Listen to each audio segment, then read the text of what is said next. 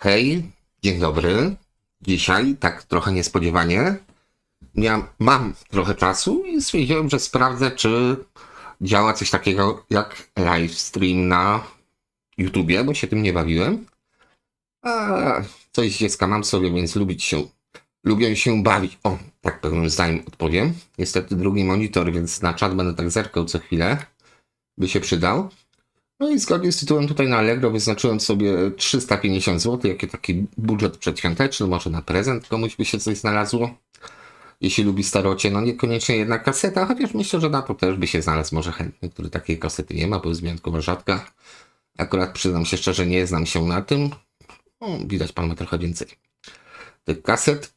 Możecie pisać, będę starał się tutaj odpowiadać na bieżąco co i jak. Drugi monitor. Zdecydowanie. Okej. Dobra. 200 za Jamo. Zobaczmy sobie. Cóż to takiego. Jamo, taka firma trochę jak nasz polski Tonsil, bym powiedział. Jedni to lubią, drudzy nie. Ciężko powiedzieć, na czym to stoi. Natomiast tak powiem szczerze, całkiem przyzwoicie wyglądające kolumny. Tutaj bass reflex z tyłu, dwa głośniki niskotonowe, ładne, bo to chyba Wi-Fi jest, sądzę, po tym pierścieniu takim.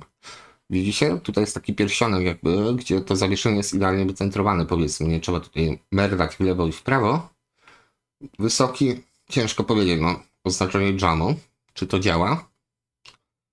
Używane, bo to jest też używane, a niekoniecznie działające. 2 razy 17 na basie, standardowo calowa kopulka, czyli 24 mm chyba na wysokim.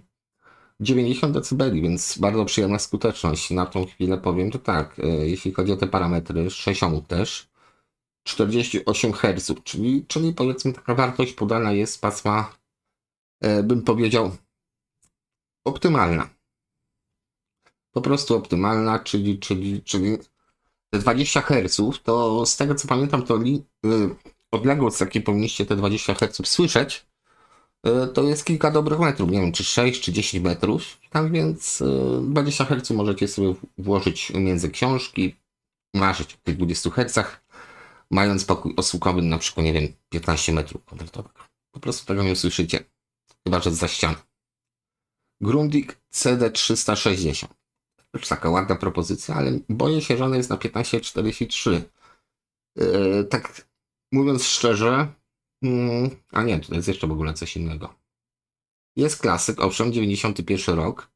Jak to zagra? Ciężko powiedzieć. Tutaj taki wyświetlacz, tak moje spostrzeżenie oczywiście, jest takie, że troszeczkę od Sony pożyczony. Jest na bogato już. To nie jest prosty wyświetlacz. Tutaj widzicie wszystkie funkcje, repeat program, A-Space, A to B i tak dalej są podświetlone. Znaczy są na wyświetlaczu, może tak powiem. Więc ogólnie nie jest brzydkie. Nie jest brzydkie, 200 zł. Jestem ciekaw, czy jesteśmy w stanie jakiegoś CD znaleźć. Tutaj nie idziemy kategoriami, zobaczymy po prostu wszystko po kolei, bo mam na tą chwilę chyba najnowsze. Zresztą jeszcze wrócę może do najnowszych. Zobaczymy. Największa trafność. Trafność czego? Więc zobaczmy, jest tutaj najnowsze. No dobra, nie będzie to trafność. Bo dobra, nie kombinuję. Lecimy tak, jak nam tutaj podaje Allegro. Jak zaczniemy, jeżeli będę to korygował. Akai CD36, też taka ciekawostka malutka. Natomiast ja troszeczkę miałem do czynienia z CD-kiem Akai. Tutaj mówię oczywiście swoje zdanie, nie mówię o Akai tym wertykalnym, który ma TDA 1540 na pokładzie i ogólnie kosztuje kupę kasy. Miałem takie CD chyba 002 albo 003, takie ma oznaczenia, przynajmniej te stare Akai. I byłem zdziwiony, jak to gra. To znaczy, grało bardzo krzykliwie. Ja myślałem, że ten mój egzemplarz jest po prostu uszkodzony, zniszczony. A tutaj lipa. Teraz chwila przerwy. Będę się witał. Żeby nie było. Widzę. Odpisuję. I tyle. Natomiast tak, z AK i bym troszeczkę tego posłuchał. Mam nadzieję, że to ktoś inny dla nich wykonał. Bo tam to było już nie było uszkodzone, się okazało. O, wracając do wątku. Po prostu to CD tak grało, bo kolega miał też takie CD, zupełnie inne źródło, że tak powiem, i też dokładnie takie same wrażenie miał.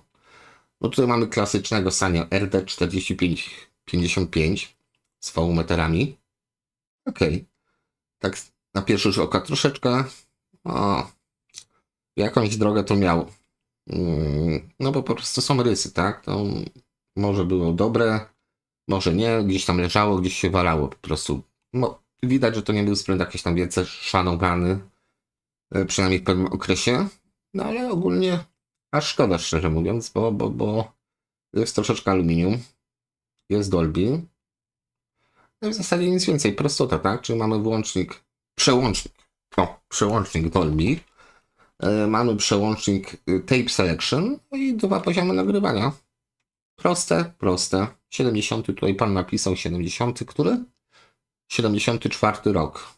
No okej. Tutaj jeszcze później jakieś propozycje droższe by były. Aż miałbym ochotę, a w sumie mogę. Mam ochotę. W topik mały sobie rzucimy 620 Technicsa. No to zdecydowanie może się podobać. Technicsowi można dużo zarzucić. To znaczy ja nie jestem miłośnikiem. Znaczy, jestem i nie jestem, bo jeśli chodzi o stare kolumny, miłośnikiem Technicsa jestem. Natomiast co do sprzętów, tak trochę, znaczy wybrałbym, trochę inne marki. Więc tutaj nie będę mówił, że jest dobrze, nie będę mówił, że źle. Jest po prostu ładnie, ale funkcje de facto ma te same. Kosztuje więcej, a ma te same, co Sanyo za połowę tej ceny. Tutaj macie output level, no okej, jest dodatkowa gała. Te wszystkie gały są też bardzo ładne. No ale poza tym, te magnetofony z początku lat 70. one jeszcze nie miały jakichś takich ciężkich wyróżników, więc dlatego wychodziło jak wychodziło. Odpisałem? Odpisałem. Dobra. Lecimy dalej. Bez westchnień. Tutaj to chyba już któryś raz widzę tą AIWę. 200 zł. Ona tak, nie zachęca, ale ma AMTS, przepraszam. Więc to już jest ta stabilizacja kasety dość ciekawa. Quick reversa. Utyćkane to jest niesamowicie. Raczej to jest brud. Plus ostrość, plus tam jeszcze parę rzeczy, które wpływają na to, że to jest wyjątkowo brzydki magnetofon na tym zdjęciu. Ale tutaj też bym dał mu szansę. No wiadomo, jeśli szukacie magnetofonu, ten jest używany, żeby nie było, więc teoretycznie działa.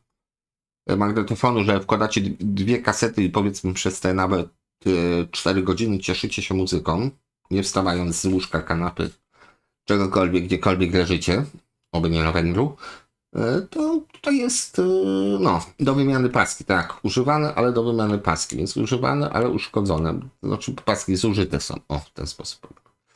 Są też takie, powiedzmy, każdy sprzęt ma jakieś plusy i minusy, czasami tych plusów jest więcej, czasami minusów jest więcej, a w tym wypadku 2 minusy nie dają plusa, więc jest troszeczkę taka sytuacja podbramkowa, bym powiedział. Tuner Sony. Tutaj nawet szczerze mówiąc nie wiem, czy mi się chce zaglądać. No po prostu tuner przeważnie ma się jeden. Ja na przykład tutaj, ostatni tuner, na który chorowałem, to był Revox. Chociaż tutaj też jest ładnie, bo to już jest taki nowszy, widać Radio Z, czyli RDS-7, czyli lata 90, tak, przy dobrych wiatrach. No, po prostu będzie działał.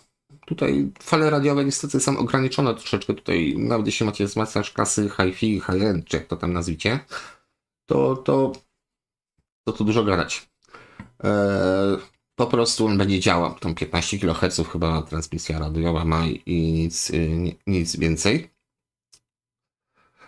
Ojej, tutaj jeszcze do czatu muszę się zalogować. No i pięknie mnie porobiło. Dobra. Więc spróbuję inaczej odpisywać. Napiszcie mi, czy widać było, że odpisałem. Okej. Dobra. Tutaj chyba troszeczkę przesunąłem dalej. Zobaczymy, co to będzie. Następnym razem postaram się i kamerę, jeśli chcecie, napiszcie, czy chcecie kamerę, bo niekoniecznie czuję się na siłach, żeby pokazywać swoją facetę. A to też troszeczkę, że tak powiem, wymaga ode mnie uporządkowania pewnych rzeczy. No ale na prośbę myślę, że damy radę po prostu. Ok. RFT. Złotych 200. Powiem szczerze, RFT to jest tak jak Schneidery dla mnie. Niby, znaczy są brzydkie. No, nie ukrywajmy, to nie są najładniejsze kolumny pod słońcem. Nie wiem, co trzeba było zrobić, żeby wyglądały lepiej. Zresztą, tutaj widać takie cecha charakterystyczna, bym powiedział, Schneidera, czyli, przepraszam, RFT, że tutaj te listy były na taki klej przyklejone, że listek już nie ma, tych tutaj na froncie. Aczkolwiek ten zestaw głośników ma w modelu takim kwadratowym, to już nie będę tutaj liczbami próbował jakoś szachować, może na niego trafimy.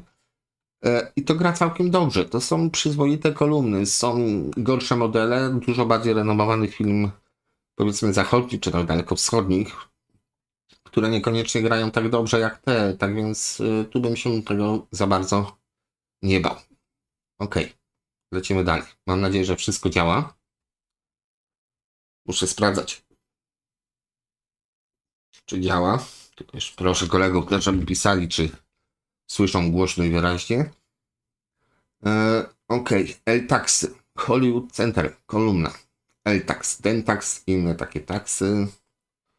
No tutaj akurat zaglądam z ciekawości, no było małe dziecko w użyciu, bo wszystkie kopułki powmiatane, to już troszeczkę boli, szczególnie te wysokotonowe, ale to chyba są markety i to raczej takie późne markety, więc nie bawimy się. CE, czyli chciałem powiedzieć China Export, bo taki wałek też idzie, że często C oznacza China Export. Tak, Chińczycy chcą sprzedawać. No bo taka prawda, nie chcą sprzedawać, tak jak Japończycy chcą sprzedawać, tak samo Chińczycy chcą sprzedawać. Wieża teraz Schneidera. To sobie zobaczymy. Tutaj akurat, no. I tu jestem zdziwiony, bo mamy Silikan, to mam nadzieję, że to nie jest jeden klocek, ale może być. To tak czasami udają te wieże, że to jest więcej niż jeden klocek, więc musimy sprawdzić. Tutaj już widać po boku, że raczej to jest po prostu cała wieża Schneidera. Wygląda jak po prostu elementowa, ale nie jest. No szczerze mówiąc, jak do garażu, why not? To jest nawet dość rozległy PMPO, czyli waty, które nic nie znaczą. Peak Music Power, czyli oznacza to tyle, że oni wpompowali powiedzmy z tego wzmacniacza 160 watów przez na przykład 1/100 sekundy. Jakiś krótki impuls dali, stwierdzili, że wszystko działa, zmierzyli 160 watów i ma 160 watów. Cud technologiczny, bo pewnie z błota i mchu to utkali. Natomiast te kolumny mnie bardziej interesowały. No nie ma zdjęcia tyłu nazwy. Jest, dobra, dykta. Tak zwana. Nie wiem. Schneider to, co mówię, ja mam takie mieszane uczucia co do Schneidera. Tutaj chyba jest do góry nogami. Bo owszem, to na środku do garażu, moim zdaniem, chociaż jest bardzo ładne, jest CD, wszystko co potrzeba. A kolumny z ciekawości bym posłuchał, bo przeważnie mówię, a Schneider, kurde, zawsze się mylę z tym, że Schneider jednak gra. Po prostu cholerstwo gra. No i w zasadzie tyle. Dobra, lecimy dalej. Saba Hi-Fi Loud Pressure. Ok, tutaj 180 zł to jest taka dość dobra cena, myślę, za te kolubienki. One zagrają. Tutaj trzeba się przygotować na to, żeby kupić gniazdo. A nie, tu jest wtyczka. Zwykła wtyczka linowa, więc z tym sobie wszyscy poradzą. Tych, przyznam się szczerze, nie słucham, ale może być spoko, bo powiedzmy taką konstrukcję na podobnych 13 posiadam w wersji Heko. Do góry takie coś, co chyba jest Philipsem, ale nie do końca, bo ta kopułka żółta. Czy to Philips? Chyba tak, chyba Philips, bo tutaj mocowanie jakby jest jeszcze dodatkowe 4 śruby są naokoło, czyli ten pierścień jakby jest wyfrezowany. Głośnik wchodzi od środka. Tak więc tu może być ok. Może tu był jakiś szablon przykładowy. Dlaczego to jest takie na czarno? Może był szablon przyłożony po prostu okrągły w tym miejscu. Pan psiknął sobie ze spraya i zamiast obrysowywać po prostu już miał do wycięcia gotowe miejsce. Tutaj tak samo mocowanie tych kościków jest jakby z koszami liczyć byłyby większe. I to nie są wersje płaskie, więc tutaj ustawienia aż tak bardzo nie gra roli. Tak więc tutaj myślę, jeśli są sprawne, to jest Wrocławia, widzę po tej podstawce używane. 40 Hz. Zobaczcie, tam mieliśmy duże kolumny Jano, które były od 45, te niby są od 40. No, oby tak było. Pytanie, przy ilu decybelach na minusie mamy te 40 Hz. Technicznie w pełni sprawdzę. No to spoko. No, tak na początek zbierania vintage'u myślę, że też dobry taki punkt wyjściowy bym powiedział na coś takiego, żeby zacząć kolekcję. W ten sposób. To zostawimy te Saby. Resztę zamkniemy kartę. Tutaj Denondera. Też taki powiedzmy wzmacniacz, który no jeszcze troszeczkę powiedzmy jest tym vintage'em, ale tak bardziej muska już lata 90. Co do Denondu to takie One są takie uczciwie, chciałem powiedzieć bezpłciowe, tak, ale są ładne Denony, też takie starsze. Natomiast ten Denon, tak jak pamiętam Denona, właśnie tak wygląda Denon. Jest prosty do granic możliwości. No po prostu nie wyróżnia się niczym z tłumu, natomiast po historii kaset, którą ostatnio na archeologach nagraliśmy, mogę powiedzieć, że zresztą nawet nie wiem, czy tego nie miałem, że po prostu był taki okres, że wszystkie sprzęty wyglądały podobnie. Tutaj mamy co? Dual, belt drive, semi-automatic, czyli półautomat, czyli ramię trzeba położyć, na szczęście wróci. Też taki gramofon prosty. Ten dual już jest czarny, więc wydaje mi się, że to jest dual już pod własnością Thomsona, bo dual tam na początku lat 80., czy na pierwszej połowie został sprzedany, bo firma troszeczkę gorzej sobie radziła, właśnie francuskiej marce Thomson, która już później też robiła czarne rzeczy duala. Okrajała pewne też na przykład gramofony, czyli już nie był direct drive, no bo po co? Trzeba jak taka firma koncept inwestuje, to on musi jak najszybciej te pieniążki sobie odzyskać. Więc tutaj Thomson, no po prostu mając nową markę, jakieś tam zaplecze techniczne, no mógł sobie pozwolić na to, żeby wyprzedawać jak najwięcej, żeby pieniążki odzyskać. Dobra, następny Denon. Mówię, Denon to Denon. Tutaj nie ma wyrazistych rzeczy. DCD 480. Widać działa. To też jest taka cecha Denonu, że te sprzęty działają, ale myślę, że szukamy czegoś lepszego, więc przejdźmy dalej. Tutaj widzicie, używane rzeczy, już takie głośniczki są. Ja nie mówię, że nie, bo to gdzieś tam postawić może sobie muzykę, nie wiem, w toalecie, w garażu, whatever. Możecie sobie na takim Bluetoothie biorąc kąpiel, no niekoniecznie w garażu, bo tam by balia się przydała. Odsłuchać, tak? No, każde urządzenie ma swoje zastosowanie. Dobra, tutaj pierwsza strona.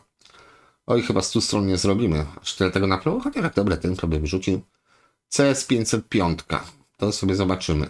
Gramofony, wiecie, z gramofonami to jest tak, że możecie mieć 2-3, no ale przy 10 to już jest problem nawet ze składowaniem. Ten jest całkiem ładny. Ładnej budowie. Paskowy, no dobra, no pasek trzeba kupić. Ramię proste. Wkładka tutaj widzicie jest URL-em, to też jest dość istotne, że tam za dużo igieł wkładek nie założycie. Tutaj zawias też nie wytrzymał. Lekko mamy miejsce na drugie ramię, takie czyszczące. Ile on kosztuje? 349 zł, więc się mieści w tej kwocie. A stroboskop to ma, chociaż, bo talerz jest pod stroboskop. Zobaczcie, i to jest właśnie taka dziwna oszczędność. Znaczy oszczędność, po prostu jeden talerz mamy. Tu można by było sobie przyłożyć żarówkę pewnie i zobaczyć, czy nam obroty trzyma. Ale taka niekonsekwencja. Jak już coś robić takiego, to myślę, że to jest... Znaczy ja mam takie odczucia, to jest kwestia może poruszenia mojego nie tyle co ego, tylko po prostu walorów estetycznych, że jak już coś jest zrobione w taki sposób, a nie inny, to powinno być konsekwentne, tak? Czyli nie mamy żarówki stroboskopu, to nie róbmy talerza pod stroboskop. Nie mamy, róbmy. Okej, to ma sens. Na razie się wszyscy przywitali. Dzień dobry raz jeszcze. Spóźnialskim również. Ja też mam nadzieję, że będzie parę osób dołączy do nas. Teraz tak. Sanio. Tutaj Sanio. No już taki. No tak jak Darek mówił ostatnio. No, lata 80. to były też właśnie takie rzeczy, które udawały troszeczkę lepsze. Tutaj, no, jak widzicie, na diodach trochę pożałowali, tak? Kalibracja sodziła oznaczona jako plus 3 dB, ale mamy po 5 diod na kanał. Dużo niczego.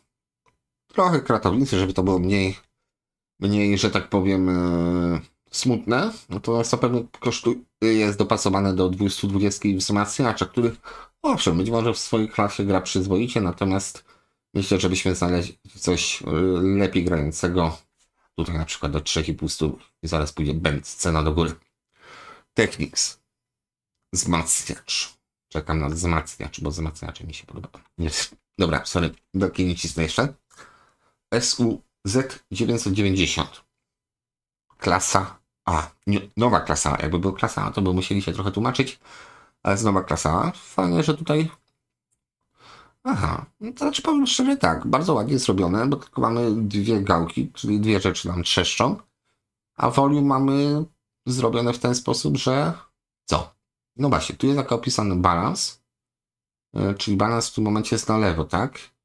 a volume też na tym by było wskaźniku. To jest ciekawe, bo próbuję to rozkminić, o co tu chodzi, tak? Bo no jest jeden wskaźnik, chyba że to są podwójne jakieś takie diody. No nic, to jest do rozkminy. O, chłodzenie aktywne, gorąco.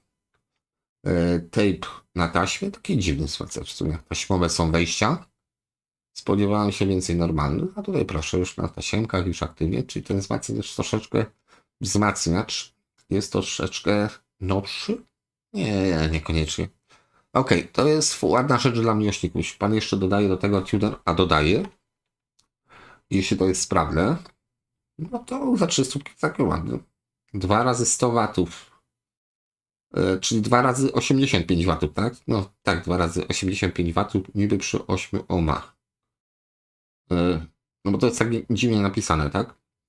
Bo to jest 2 razy 100 watów przy 8 ohmach sinus, czyli to jest moc potworna, nie do wykorzystania. A tutaj jest 2 razy 85 watów. No dobra, nie będzie. Czyli przy 4 ohmach to ma jakieś 130-140 watów by wychodziło. A bierze ile z sieci? No to teraz tak rozkminę zrobimy lekko. No spokojnie, to powinien napisać. O, też aktywne chodzenie. 470 watów, no okej. Czyli taki trochę monsterek, bo teoretycznie monster receivery to tak w woli wyjaśnienia, to nie są urządzenia, które są duże. Bo są też takie wydmuszki, miałem okazję nieraz coś takiego widzieć. O, nie ma sprawy. Za te Celestiany. A wiesz czemu doradzałem te Celestiany Ditony 150, Pawle? Bo one przypominają Epikury. Nie wiem kto dla kogo zrobił, ale są niemalże identyczne. To jest kopia 1 do 1 Epikurów. Czy jak to woli Epic. Czasami tak mi się zdarzają. To jest taka firma amerykańska.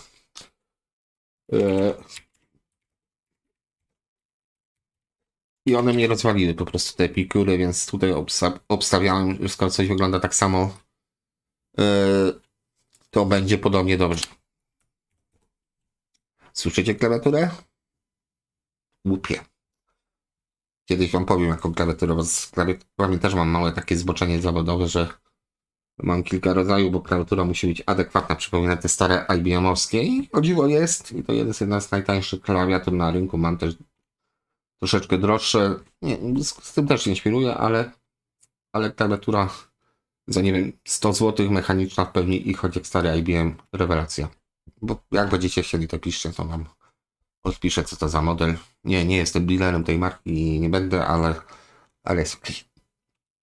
Boomboxy niestety olewamy. Denon SC11. I tutaj się trochę boję, bo kiedyś podobne kolumny, niekoniecznie z bazrefleksem, gdzie one są zrobione. Zacznijmy od tego. 91 dB. Grubo, nie? Maleństwa. Półeczka jest.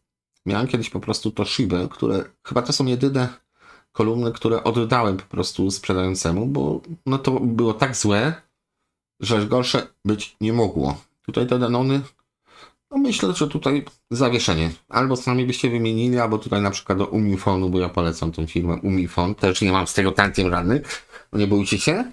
Po prostu wysyłacie do pana Umińskiego i on wam to bardzo ładnie zrobi.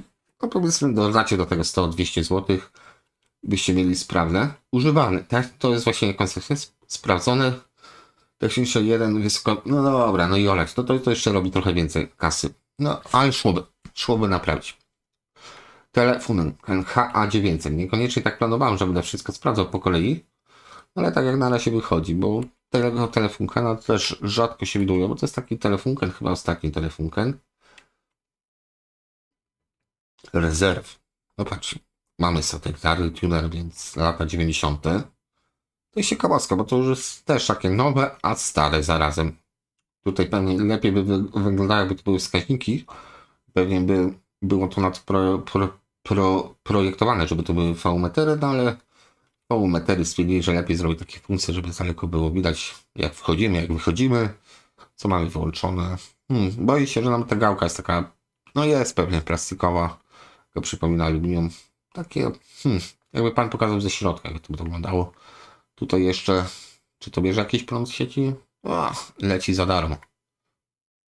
Nie ma poboru z sieci. No to już trochę taka kiszeczka, bym powiedział. Ja tam kiszkę lubię, ale no dobra. Pionier SX339. No to tutaj do miłośnicy Pioniera łączcie się. Nie mówię, że jest źle. To nie jest źle. Jest bardzo ładnie. Minimalistycznie, estetycznie.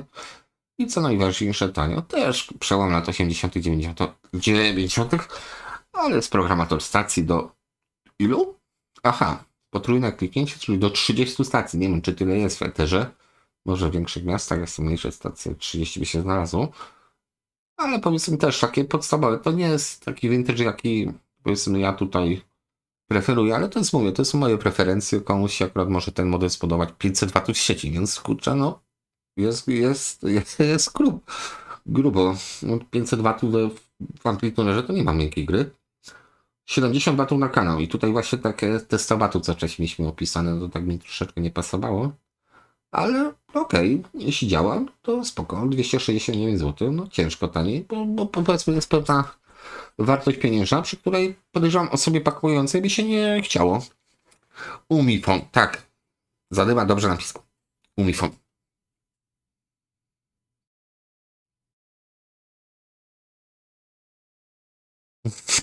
Czytam, być może ten głos jest rozpoznawalny. Ja go szczerze mówiąc nie lubię swojego głosu, jeśli mogę tak powiedzieć.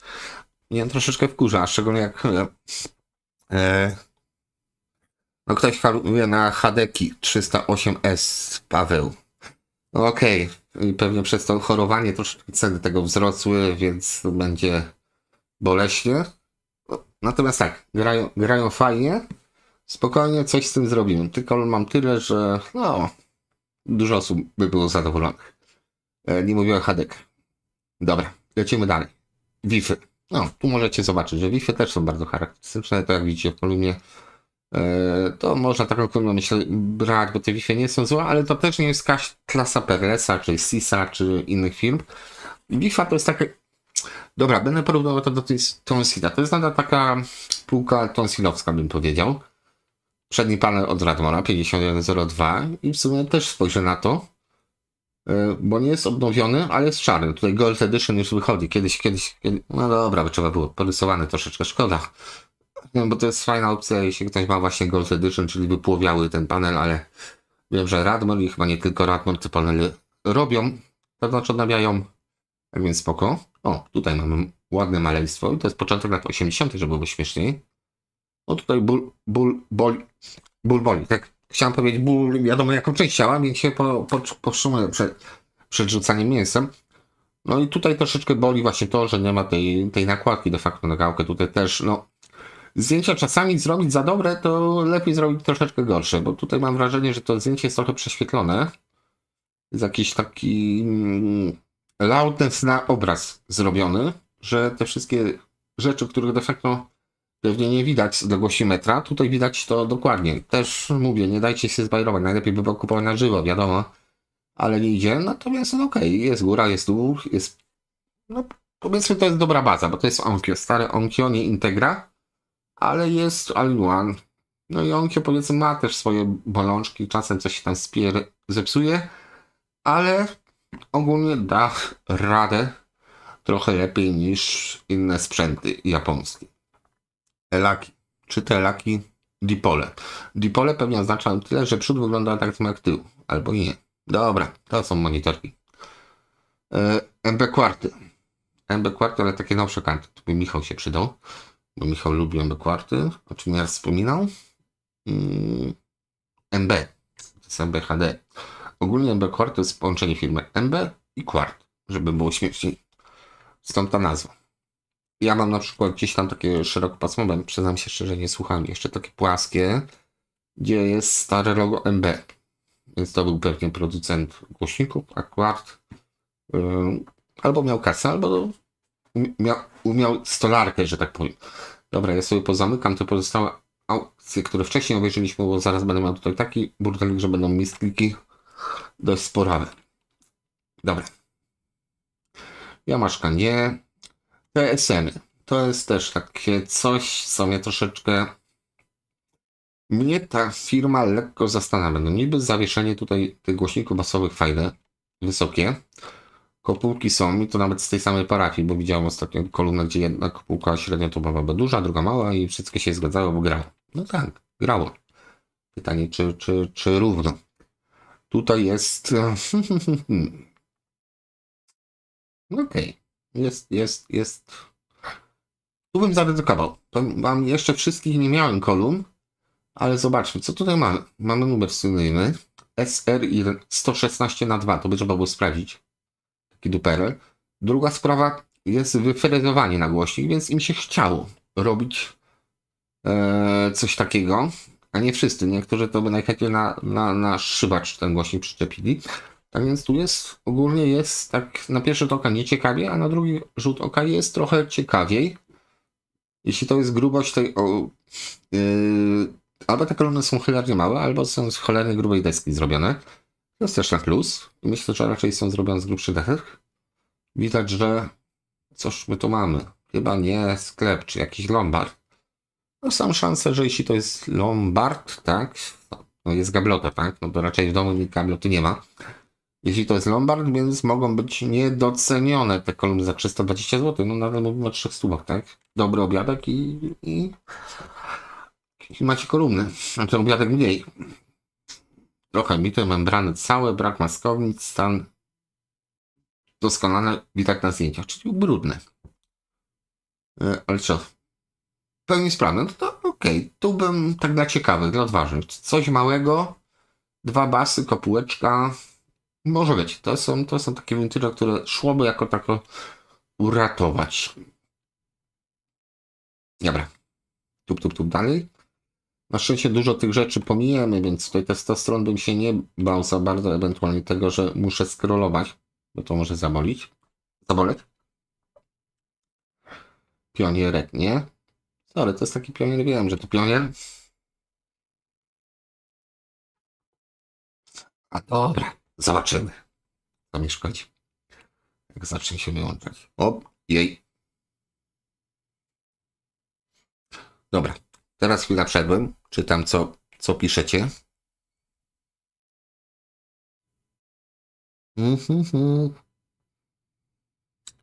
No tak, no ale o Hansach Duczach to może nie. To może przy innej okazji o Hansach Duczach, bo to też jest całkiem spory kawał historii, więc może nie od razu byśmy tak Rzym zbudowali z tym. Wracamy do tego odcinka. Pioniery. Pionier. Okej, no też właśnie to jest to, że w pewnym momencie te magnetofony już były tak popularne, że tutaj no finezją się nie bawiono, po prostu miało być. To jest raczej kopiarka typowa, bo autorewersu nie ma, ale jest high speed doubling, jak to się kiedyś mówiło, czyli mamy speed normal i high. Możemy 2 razy szybciej kopiować, mówiąc tak dyplomatycznie, kasetę. I chyba to też troszeczkę kasetę, to CD było mimo wszystko tak jak CD do pewnego okresu nie szło sobie wypalić w domu. Jeszcze w latach 90. na grybarku taka CD komputerowa to no myślę, że cena samochodu wtedy. Tak więc dopiero w 2000 latach te nagrywarki się tak naprawdę upowszechniły, a kasety można było zażynać cały czas, bo przeważnie były mało zabezpieczone przed kopiowaniem. Tutaj mamy co? Philipsa, tak? Też Philips, on by pasował do pewnej wieży.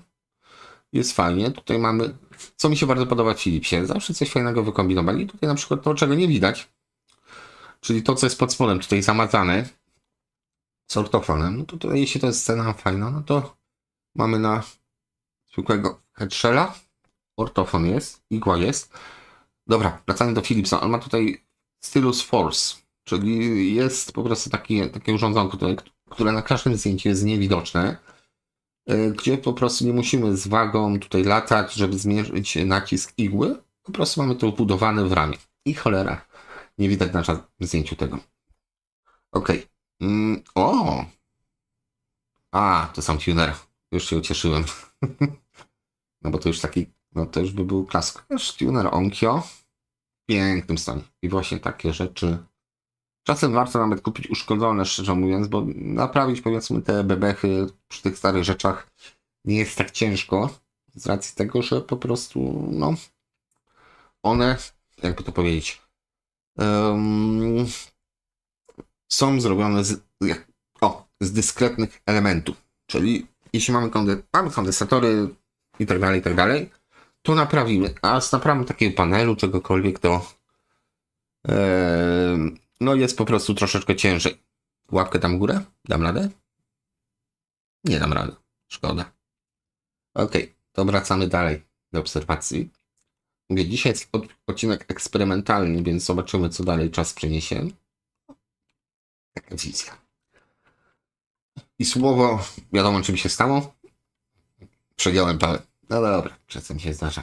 Trzeba przeginać pałę, bo wszyscy by chodzili jak równiutko jak w wojsku, to byłoby troszeczkę nudno chyba. Dobra, to mamy jakieś aktywne.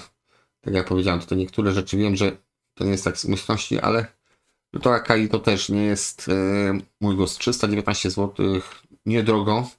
Tutaj ten pionier CT339 wygląda ładnie. Tylko to tak jak wszystkie z drugiej połowy lat 80. Wiadomo, że tu musi być jakaś gałka, a w tym momencie dwie gałki są zamienione na dwa wejścia mikrofonu. No po prostu jedna linia była, ale wyświetlacz ładny. I cyfrowy, no i w zasadzie tutaj AutoBere, czyli ten automatyczny poziom biasu, HX Pro i automatyczny wybór taśmy. Ok, wkładasz, odtwarzasz, podchodzisz po 45 minutach, obracasz i tak w kółko Macieju. Kaseciaka akurat chciałbym mieć pod ręką, na przykład w salonie przy kanapie, żebym nie musiał latać jak zwierzę co chwilę. Takie też właśnie prywatne przemyślenia. Na razie nic w tej kwocie nie urywa tyłka. No i mówiąc to, trafiłem na Sony PSLX22. I to pewnie będzie pełen automat. Jest ładniutki gramofon. Igłę wywaliło, tylko zadziwiające, że... no właśnie. A nie, wywaliło, dobra. Wywaliło igłę. na szczęście. Niemcy. Natomiast tak, on jest plastikowy. Natomiast miałem 2-3 gramofony Sony, dlatego z gramofonami tak ostrożnie, bo dla mnie to no nie jest to jakieś takie porywające, czy to grata, czy tak, bo tutaj raczej gadamy o rzeczach takich, jakby to powiedzieć, bardzo subiektywnych. Gra wkładka, czy to mu się to podoba, czy nie. Gramofon ma trzymać obroty, a tak jak wygląda z zewnątrz, to każdy musi sam wiedzieć, co mu się podoba. Ja mu nie będę mówił, jaką żonę ma sobie wybrać, tak? Direct Drive za 200 zł, Automatic Stereo Turntable. No z tym Automatic to nie wiem tak do końca, czy jest pełni Automatic, bez Eject, a nie Start. No, okej. Ale jeśli to działa, to jest taki też przyzwoity gramofon, żeby wejść na początek. Denon, PMA. No dobra, Denon jeszcze zobaczymy. I widzicie, Denony są wszystkie bardzo do siebie Real Time Audio Technology. To jest w ogóle ciekawe. To znaczy, że nie było Real Time. Jakieś opóźnienie niesamowite musiało być. Te nazwy naprawdę... Aha, Precision Audio Component Pre-Main Amplifier. Czyli teoretycznie tutaj do środka byśmy mogli zajrzeć i zobaczyć, że rzeczywiście nie jest preamp i końcówka mocy. Napisane to jest ładnie. Nie szczyciutko, jest schludnie. Zobaczmy tylko. Te wzmacniacze, to jest ładne dla mnie bezczarne, ale te wzmacniacze swoim takim designem ogólnie, one nie odbiegają od reszty. To, czy to jest Denon, czy to jest Akai, za bardzo mnie to nie rusza. Aha, tu jest MCK, czyli ma jeszcze pram na MC. Spoko. Okej. Więc Denon może być też takim dobrym podstawowym. No, Power Consumption 150 W, więc mam jakieś 30 W na kanał. Uczciwe i wierzcie mi, dla większości Was to jest więcej niż potrzebujecie. 30 W. Bo teraz to powiem tak na żywo, ale chodzi o to, że daliście się manewrować w wojnę mocy. Nie chodzi o to, że ciemna czy jasna strona mocy, po prostu daliście się wrąbać w walkę pomiędzy producentami. To oni walczyli, kto ma więcej. Nie większe, to też. Kto ma większego, też walczyli. Kto ma mocniejszego, a wy to łykaliście, bo tak naprawdę z własnego doświadczenia powiem tak. Fajnie mieć 100 watów? Czy potrzebuję 100 watów? Niekoniecznie. 10 może być za mało, ale to 20-30 bez wzmacniaczu do słuchania sobie tak normalnie. No, nie na zasadzie robimy disco. To spokojnie sprawdzi. Starczy. Tutaj mamy ciekawostkę. Sanio, czyli co? Ktoś odpowie? Pewnie nie. To jest jakieś opóźnienie chyba na tym czacie, ale to rozkpiję. Mamy Sanio ukośnik Tonsile. No, chyba widać, nie? Że to jest tutaj ta maskowica też jest tosilowska. Jakość jest powiedzmy późny PRL, czyli już się rozłazi. Kleina, plastikopodobna. Tutaj te ramki wokół głośników to typowy tonsil właśnie od Miltonów chyba, jak dobrze pamiętam, więc no, myślę, że głośniki też są raczej tonsila.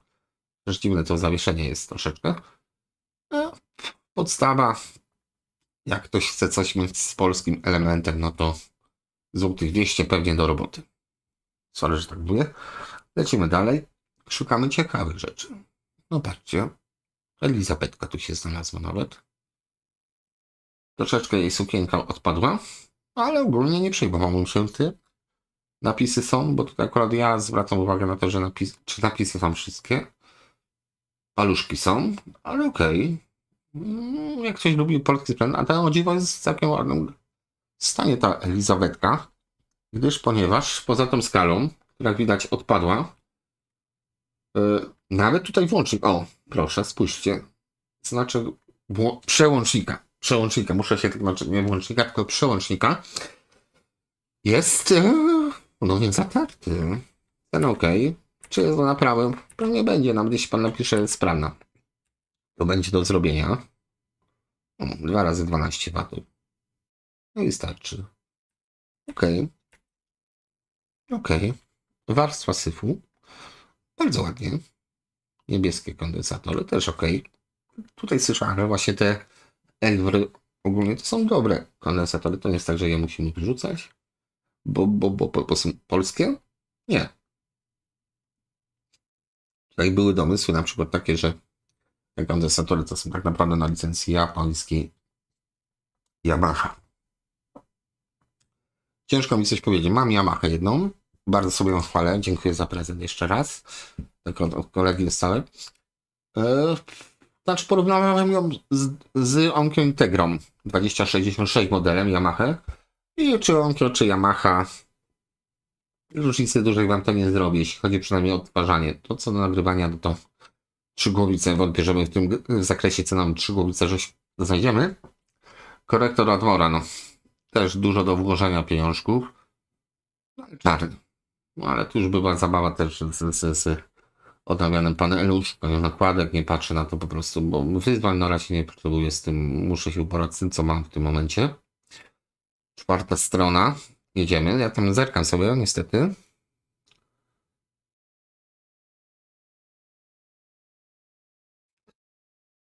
Aha, co drugi parach robić do blisko, no. Kurczę. W sumie. No nie wiem. Ja Italo Disco na przykład uwielbiam. Dla mnie to jest muzyka powiedzmy dzieciństwa. Owszem, słucham jazz, słucham rocka dobrego. Country też się nie wstydzę. Ale Italo Disco, jak najbardziej, ale to też nie musi jakoś tam łupać. Łupać to łupie na koncercie. To tam musi łupać.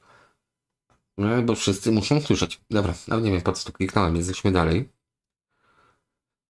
Czy jest coś ciekawego? Właśnie i widzicie, takie rzeczy na przykład z Bluetoothem też się trafiają. Tego myślę, że większość Allegro zrobiło w ten sposób, że odcięło troszeczkę też możliwość sprzedaży, bo poczuli oddech Chińczyków na plecach. A co Chińczycy robili na plecach, to lepiej może nie wiedzieć.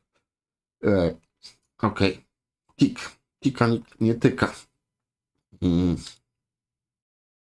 Okej. Znaczy z Tikiem może tak powiem. Tika miałem okazję z Silikiem do czynienia i przykładowo nie wiem czy w tym konkretnie, ale w tamtym po prostu ten wyświetlacz, który to jest on zaczyna się po prostu wypalać. Nie wiem czy ten model to dotyczy, natomiast stan tutaj jest taki powiedzmy mocno używany. Tutaj widać sreberko w lewo, w prawo już nie sreberko. Tutaj też ktoś mocniej posprzątał pokój, więc no zużyty jest, tak? Są pewne rzeczy, które do salonu się nadają. No, to niekoniecznie właśnie, to jest ten problem, że ciężko czasami coś kupić, bo się nie nadaje do salonu, czy też nie cieszy oka, bo nie, ale czasami nie musi cieszyć oka, no to wtedy można do garażu sobie coś takiego wrzucić, bo to, czy w garażu macie cukierek, czy nie, ochlapiecie olejem, uwaloną ręką, czy cokolwiek, no to już nie będzie tak cukierek, więc lepiej zniszczyć coś zniszczonego. Pierwsza rysa boli najbardziej, to fakt. Później to już skórki jest, jak już jest pierwsza, to już jest wtedy wojownik. Trochę poleciałem. Dobra, nie wojownik jakiś, ale no powiedzmy już porysowany, to już może orać pole. Ten sprzęt. JVC KD V11.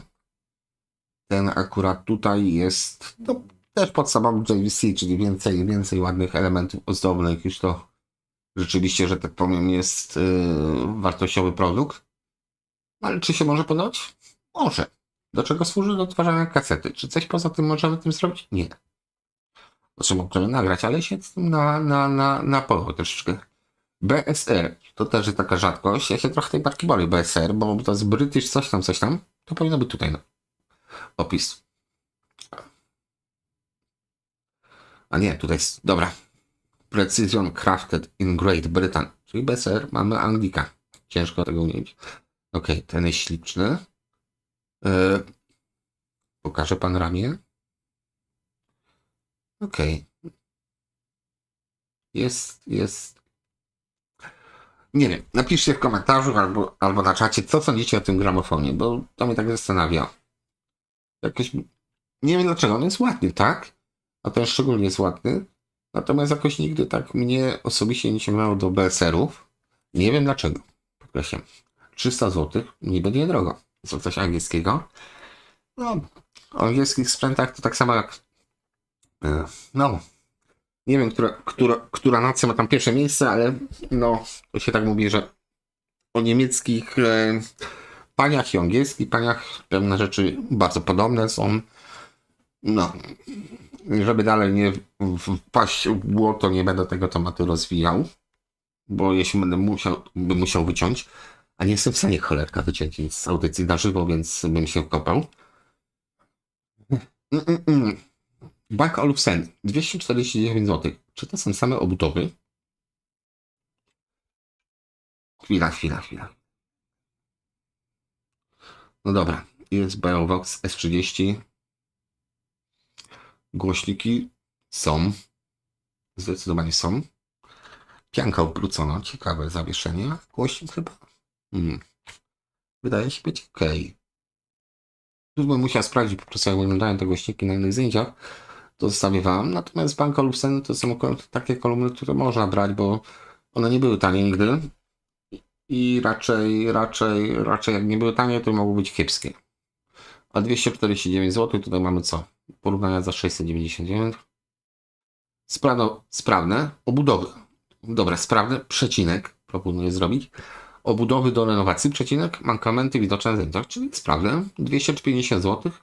Też fajne kolumny, takie tutaj łapka w górę z mojej strony, żeby polecić. Prawie, kurde no. Łapka w górę i ścisk stolarski i odrobina kleju. Dobra. Ale do zrobienia 250 zł. Okej. Są do uratowania, naprawdę. I no właśnie, tak propos, te maskownice, to jest chyba jeden, co spieprzyli, bo po co ten trzeci otwór? Chyba że maskownica po prostu pasowała do jeden, drugi, no to już nie robili specjalnie innej serii maskownic, mieli jedną, to wystarczyło. Zrobiłem błąd chyba, bo nie, dobra. Bo z tymi zaleceniami Allegro to on będzie też czasami nam podrzucał rzeczy, które już mieliśmy. Maranca zobaczymy. Tu ten pilot troszeczkę, że tak powiem, by nas wymanewrował. Ale to są chyba lata 80. Jeszcze. Marantz, proszę. Tak propos. Wiadomo skąd jest Marantz? Czy już wszyscy jakieś pytania? Coś? Nie coś?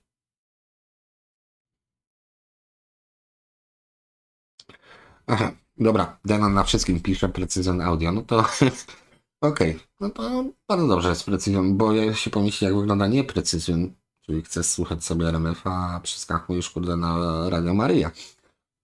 No taki maroszczek jest, nie Precision. Zakładam, że precyzja wszędzie jest wskazana, jeśli chodzi o odsłuch.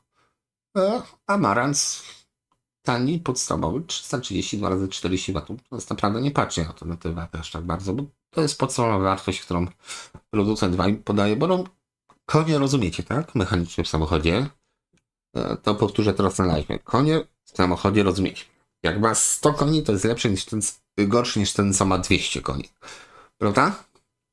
Ale jeśli ten, co ma 100 koni, waży pół tony, a ten, co ma 200 koni, waży 1,5 tony, to ten, co ma 100 koni, jest szybszy. Tak samo jeśli chodzi o wzmacniacze. Jeśli wie, że ten, co ma 100 W, jest lepszy. Nie. wystarczy do tego wzmacniacza, który ma 50 W, podpiąć kolumnę, która ma 6 dB więcej, będzie grał głośniej. Przy mniejszej mocy. To wszystko kwestia dobrania odpowiednich komponentów. No tutaj ewidentnie nam chyba Allegro bruździ troszeczkę, bo wkłada nam jakieś rzeczy, przynajmniej mi wkłada, które się powtarzają. To mnie trochę irytuje, ale już teraz chyba nie będę zmieniał kolejności. Chyba że chcecie, żebym zmienił kolejność, to napiszcie, czy tam wejść do amplituneru, bo no będzie długi odcinek po prostu. Ten Kenwood, to akurat z Darkiem mieliśmy przyjemność oglądać. Darka nie ma w tym momencie, jak zauważyliście. Jakby ktoś nie zauważył, to mówię. Prosty Kenwood. Kenwood taka marka właśnie, która zawsze jakoś tak nie wychylała się za bardzo. No i tutaj właśnie coś takiego jest.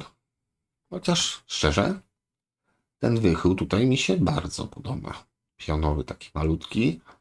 Jest minimalistyczny, taki ukrywa się ze swoją tożsamością jako dwukieszeniowiec i to jeszcze kasetowy.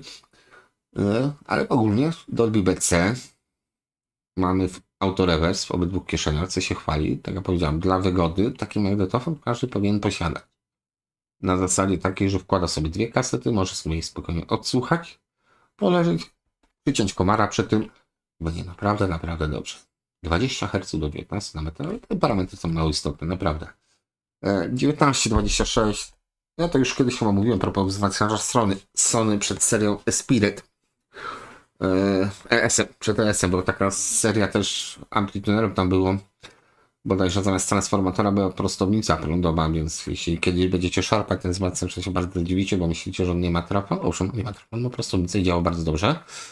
Oj, to sobie zobaczymy. Ciudera, o dziwo. No, śliczny. Okej. I tam Sony zrobiło regulację tonu wysoki przy 25 000 Hz. Myślałem na początku, że to taki błąd w druku, ta dwójeczka gdzieś tam się wcisnęła, może coś innego pierdzielnęło, a tutaj krops. Jednak dwójka tam była, piątka też była i nie było przecinka, więc gałką od wysokich tonów można było sobie szarpać w lewo i w prawo bez większej szkody dla słuchu. Szkody, no. Polepszenia też żadnego. Piękny amplituner, tutaj tylko tyle powiem, T9, więc obstawiam, że najwyższy z danej serii. No jest po prostu ładny, tak? Nic więcej nie trzeba. No może wzmacniacz by się przydał oczywiście, ale no 200 zł klasyk. Jak to nie działa, to będzie działał 444 mm, więc taki szeroki, dziwny rozmiar. 430. Gra pięknie i prawdziwy vintage. Dobra, vintage. To tak brzmi jak Viking, prawie vintage. No dobra, nie brzmi jak Viking. Niedługo to będzie vintage, to będzie stan umysłu i to będzie gorzej, jak to będzie leczone. Grundig CD210. Tutaj te Grundiki też nie są fine artsy, czyli coś takiego, co przypomina z daleka Philipsa, bym powiedział bardziej. No, nie ma napisu fine arts. No kurczę, podoba mi się. Oczywiście kwestia DAC-a, bo tutaj myślę, że swój jakiś gust muzyczny wyrobiłem sobie, jeśli chodzi o DAC-i, czyli lubię DAC-i TDA 1541, 1540 Philipsa, bo są dla mnie niezawodne i brzmienie jest po prostu fenomenalne. Moim zdaniem, paru znajomych też to potwierdzi. Natomiast myślę, że gdzieś tam są jakieś takie DAC-i, które można porównywać. Niekoniecznie, że ktoś mi powie, że są lepsze, tylko żeby można było porównać. Kolumny głośnikowe RFT, BR. Nie, to są B. Ale R też jest pewnie, czyli odpór gdzieś tutaj. Ogólnie to jest maskownica. Cały ten front to jest maskownica. Ciekawe, czy pan zdjął to. Bass Reflectant Boxen B3010. Czyli co? O, właśnie. Taka sztuka. To trzeba umieć. No, teraz wiadomo dlaczego taka maskownica, bo to jednak nie jest nachalne urodą za bardzo. Natomiast, no, ogólnie przyznam się tak. Kupiłem podobne kolumny. Muszę wymienić zawieszenie jeszcze przy nich, ale poza tym jestem mega ciekaw jak to gra, bo RFT to też jest taka marka, która nie robiła zbytnio łatwych. Być może nie dawała rady robić ładniejszych rzeczy. Tu się przynajmniej postarali, natomiast no, jeśli chodzi o odtwarzanie dźwięku jest bardzo przyjemnie. Parametry nie są aż tak bardzo istotne. Ja mam kolumny, które są, przepraszam, łatwą przenoszenia mają do, nie wiem, 16 000 Hz, 17 000 Hz, a nie kiedy grają dużo lepiej. Już takie kolumny, które mają napisane 30 000, Bo czemu nie? Bo może do tych 16 idą równo właśnie. A te do 30 tam idą do 30, ale... A, dobra, ja przywitam się jeszcze ze wszystkimi.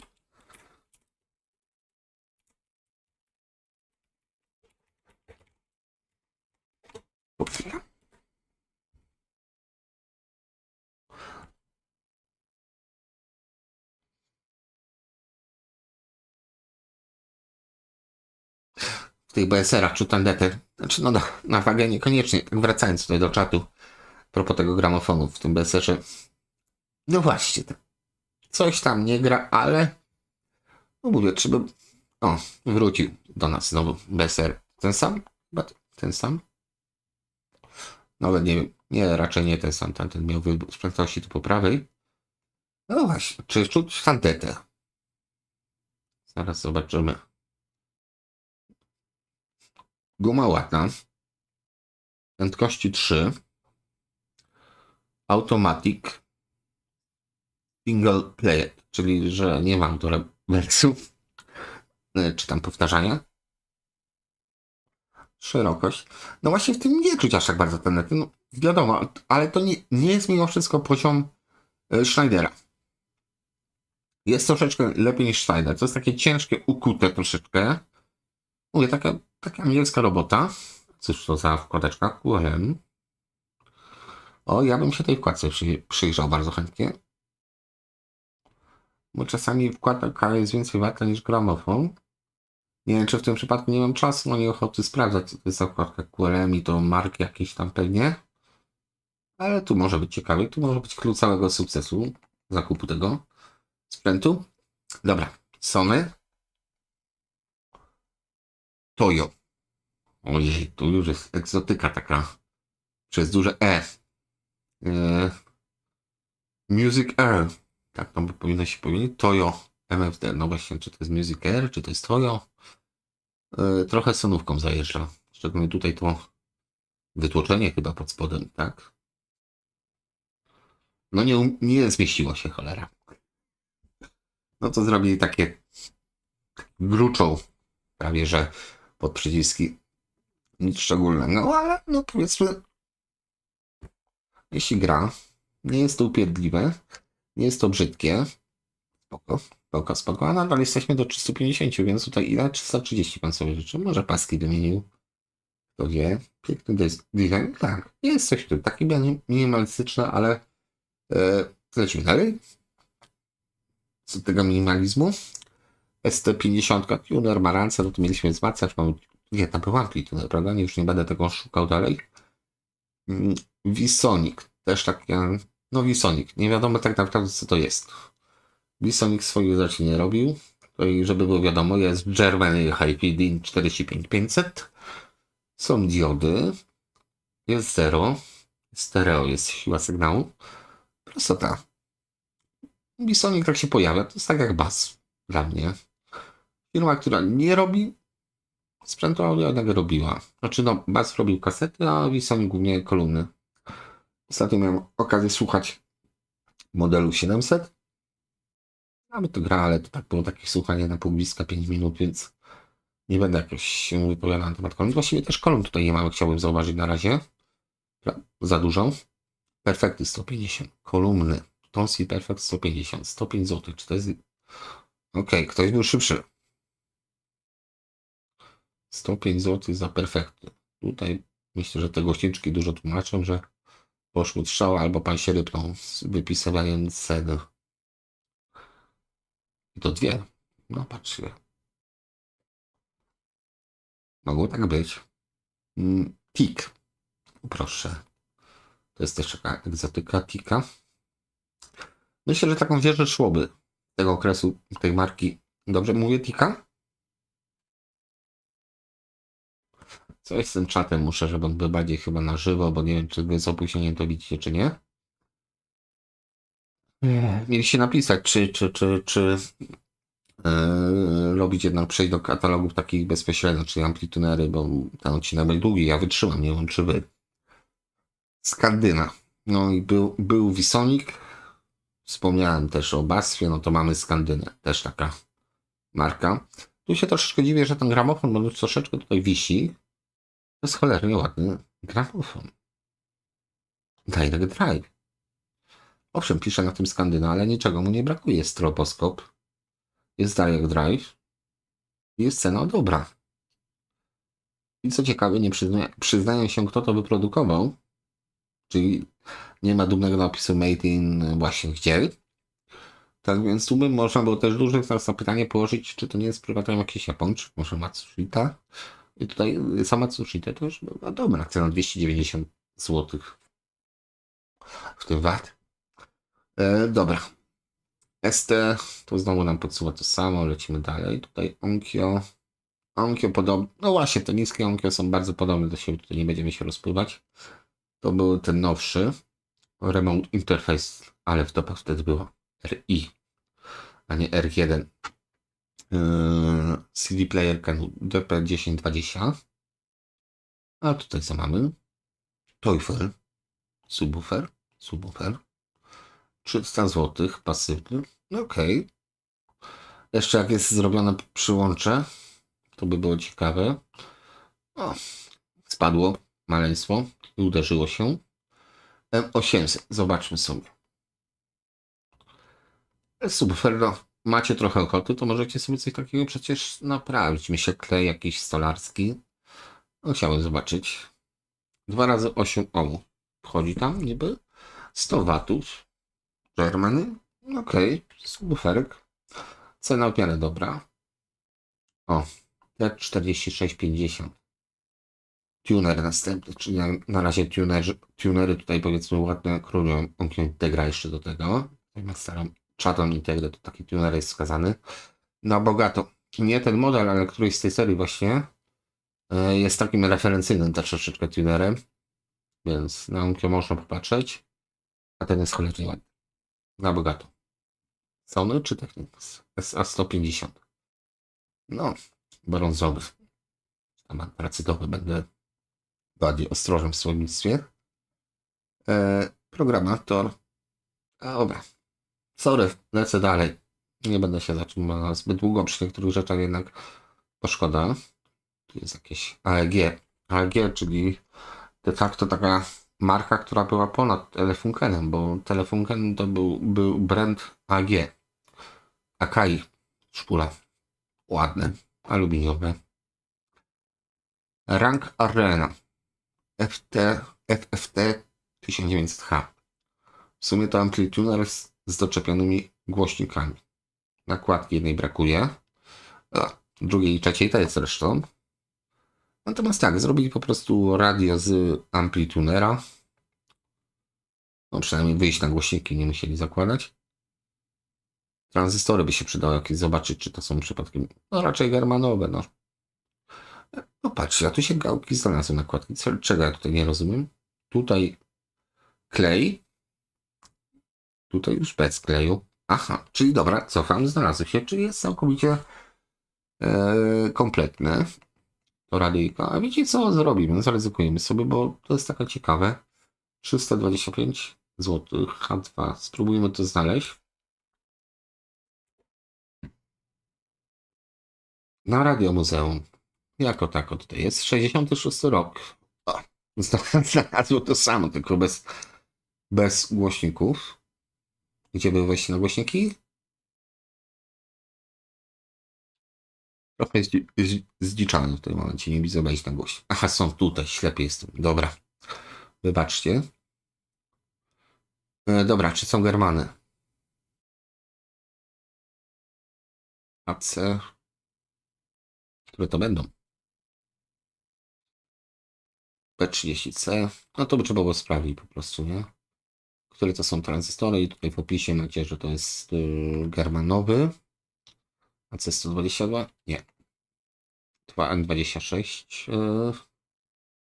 Niekoniecznie. A F136? No dobra, sprawdzimy to i wracamy, bo tam będzie strasznie długim odcinkiem. PA110? Nie. Dobra, spróbuję szczelić i na pewno będzie ten ostatni, który kliknę. Dobra, 66 rok, więc to jest typowy vintage. Można się nad tym zastanowić raczej na 99% germanowa końcówka mocy, tylko akurat nie trafiłem, a szkoda czasu na totolotek. Fisher, Studio Standard. Też chyba pójdziemy dalej sobie z tym wszystkim, bo po co? Który amplituner spoko? A, dobra, nieważne. Aha, ten rank arena, czyli na czat jest na żywo. No to super. Martwiłem się, że będzie inaczej. Akai, Onkyo i 2 tunery. Dobra, 200 zł. Która Akai, która Onkyo? Bo jednak warto się zatrzymać. No jeśli to jest to Akai, to szczerze za 200 zł u dwójkę brałbym. Onkyo tuner, Onkyo ładny wzmacniacz, tuner Akai, korektor Hitachi. Fajny zakres, 31 do 20 tysięcy, ale tu jest jakiś podział jeszcze. Aha, czyli możemy 20, 16 lub 12 kHz sobie wybrać, gdzie sobie regulujemy tym ostatnim po prawej suwakiem. Też spoko. A do góry co jest? O, sensuj nawet, A900, czyli wzmacniacz. Tutaj ładnie na diodzie. No, jakby to było za wszystko, 200 zł, to no ja teraz klikam, szczerze mówiąc, kup teraz. Dobra, używane. Zestawię.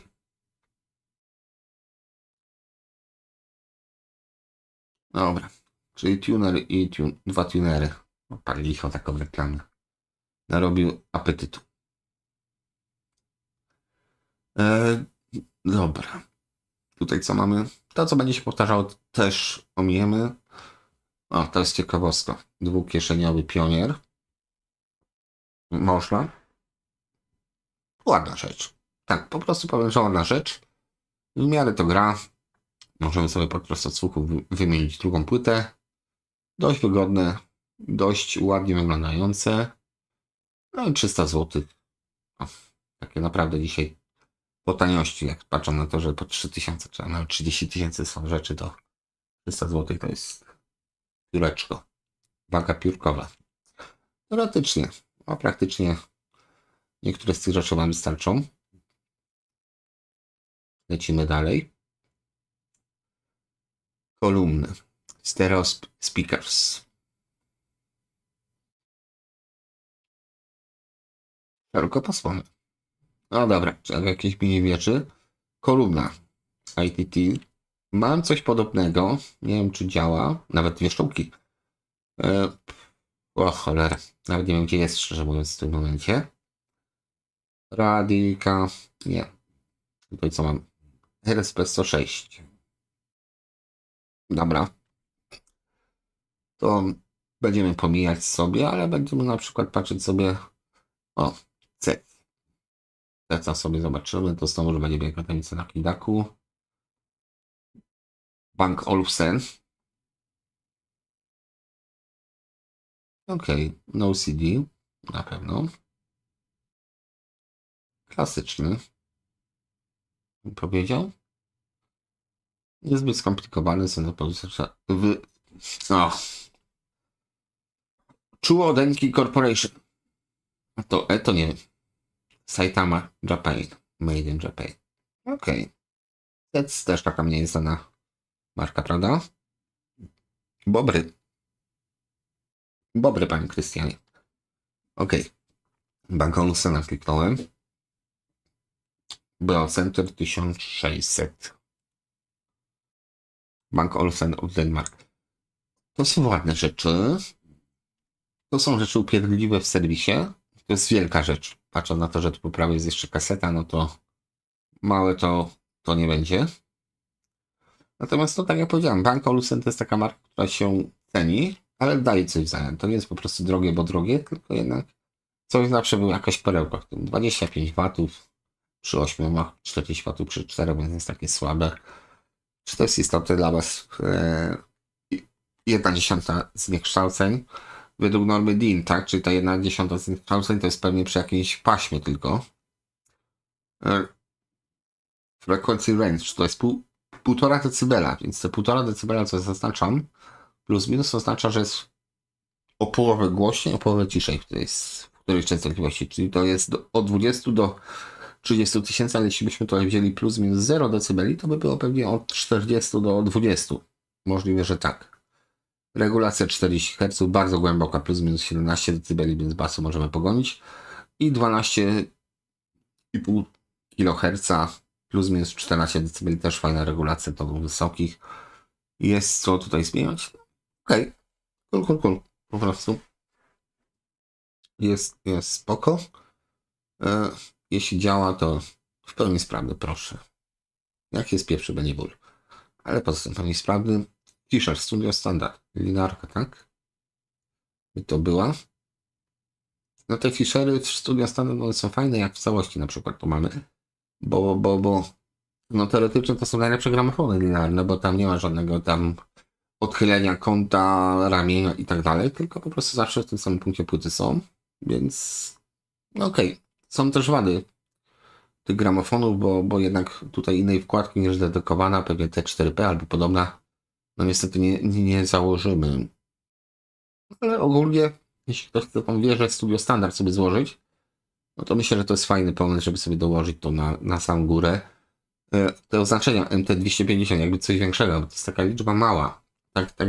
Tak działamy, także jakby tam pisało MT1000, a byłoby to samo, żebyście to lepiej, gdzieś tam 1000 to dużo, tak?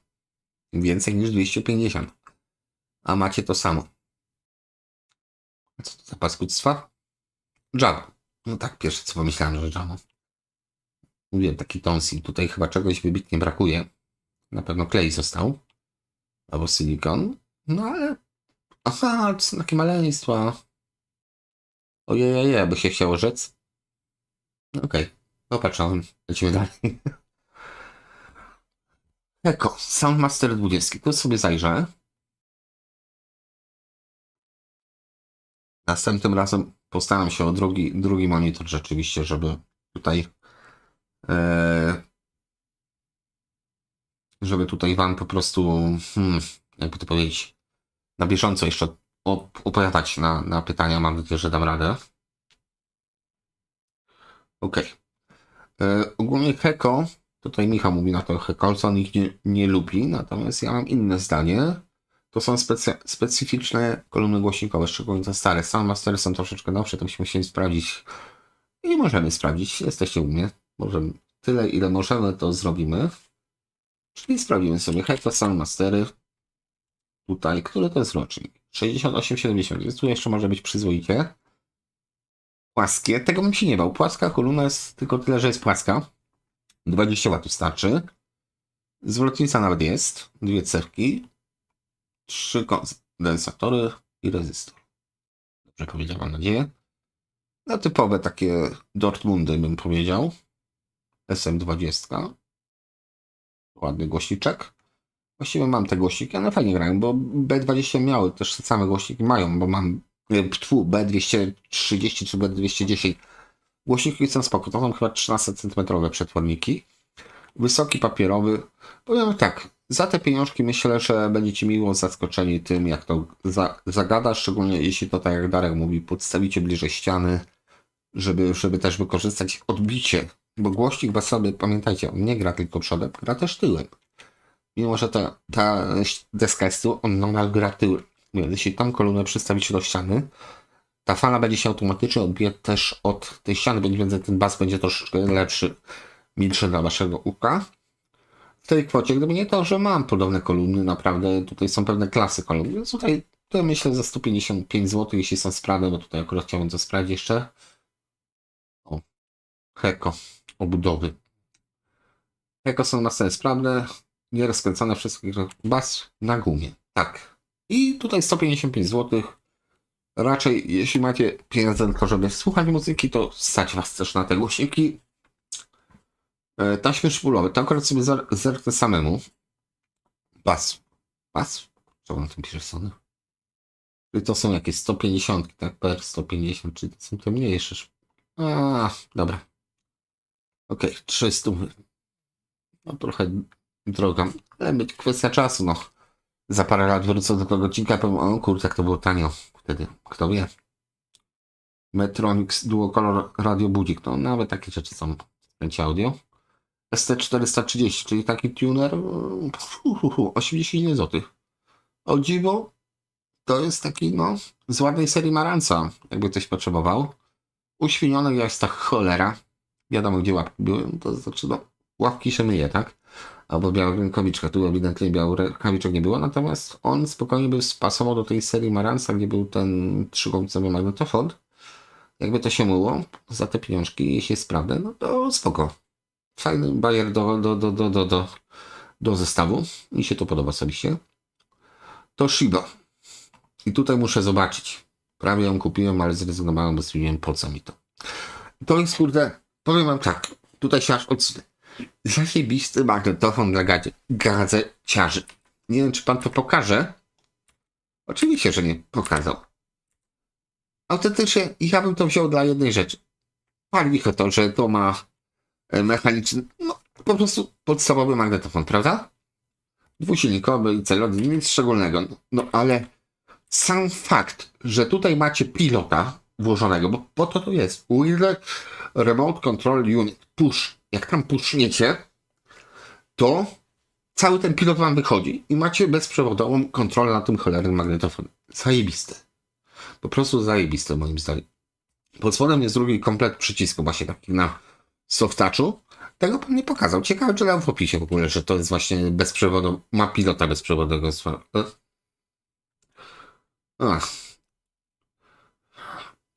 A, dobra, widzicie. Dobra, nie można wcisnąć reki pauzy na pilocie, więc wie o co chodzi. Dobra. No to cenę już ustawiam. 240 zł. Nie było blamażu. Okej. Jakieś główienka, mam nadzieję, że jak dam radę setkę przejrzeć w tej cenie, to wam poklepię się po ramieniu sam. Niestety boję się, że jestem w stanie to zrobić. Tutaj niestety jest jeden głośnik wysokotonowy pieprzony, bo to są stare Scotty, papierowy wysoki, świetne basy, bo Scott takie robi właśnie mała kopułeczka. Jest wszystko na miejscu, poza tym, że wysoki jeden nie działa. I tu może być problem z tym, bo to jest taki amerykański, to nie wiem, czy widzicie, on jest na takiej piance. To jest po prostu dla mnie, dla mojego ucha, to jest top 5, nawet nie, top 3 wysokotonowców w ogóle po prostu. Ten papierowy. Nie żadne kopułki, tytany, srany i tak dalej, po prostu ten zwykły papierowy to jest u mnie top. I tutaj było tak, w drugiej gra, lecz maskownica jest wciśnięta do środka, nie przeszkadza w działaniu. Znaczy ta siatka. No, tu jest siateczka, ten działa, tamten nie działa. Tutaj de facto w tej cenie to nawet jest dobry dawca samych głośników.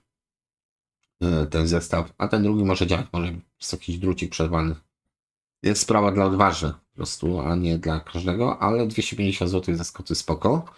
Te 3000 no Grundig. Jaki Grundig jest, każdy widzi, brązowy tuner po prostu do zestawu, trochę zniszczony. No dobra, to chyba jest zniszczony. Lecimy dalej. No mówię, to jest 100 stron, ale niekoniecznie właśnie tak jak teraz. Ja dużo surfuję po tym wszystkim. Crown. O. A spojrzymy na Crowna. Bardzo ładne takie pomarańczowe malowanie. Digital. Jakby było analog, nie? DA Converter, spoko. Fajnie, że ma DA Converter, nie? Digital Filter System, już po takich napisach można świecić, że to jest super sprawa, nie? Ale są minuty, więc spoko. Jest remote control. Tył. W tym wypadku tył. Jeszcze by był interesujący. Warning, coś tam. Made in... China. Proszę. Tutaj się nie spodziewałem tego napisu, ale Made in China, więc Japończycy w Chinach. To oni wszystko zaczęli, to ich wina. Dobra. Okej. Nie wiem, czy to jest vintage, no nie wygląda na vintage za bardzo, więc... aktywne kolumny 100 watów. Bluetooth. No nie aktywne. Chrome Super. Fajna kaseta. Polecam. Chrome Super jest spoko. Można brać. 2 dychy. No, nie rozwali tyłka i jest spoko. RC? 6 voltoamper. To tak, bo waty to są voltoampery. Tak. RFT. Szerokopasmowe. Lecimy dalej. Lampy, nie lampy. Blaupunkt. Delta, ale widać brakuje nakładek na suwakach, więc sobie nie będę tym zawracał gitary. Stary gruślik. TK19. tytanowy. No ładny, ale tutaj nawet nie będę wchodził, bo no bo to jest jakaś zdoba, bym powiedział. Jak ktoś będzie kiedyś film z lat 50., 60., to myślę, że taki grundik by się przydał jako eksponat. O, to jest ciekawe, proszę. To jest akurat ciekawe, ładne, ciekawe. Jak ktoś mi ubiegnie, to no, dobra, to mnie ubiegnie, nie? Jest timerek. 200 zł, Hitachi. Fast slow, dobra, mam sobie, nie mam zegar. Czy mamy gniazda z tyłu? Tak, możemy dwa podłączyć. Do 500 watów. Sorry. Ja coś takiego mam przy wieży Metza i fakt ten przycisk od włączania, aż, że tak powiem, się zatrzymał, bo cały czas obsługiwałem to timerem. No jest po prostu wygodnie, tak? Jeden przycisk, żeby włączyć, zestaw wieżowy wyłączyć, więc spoko. Timer ogólnie powinien każdy mieć chociaż jeden. Sony CDP to chyba jest na taśmę. Tak, to wygląda jak element po prostu wieży całej. Rekord może być... A nie, ma wyjścia, sorry. Spojrzymy. Tutaj Fischera CR127 też właśnie w tej cenie raczej, może tak, co powiedziałem to, żebym przyspieszył tempo i raczej szukał cukierków.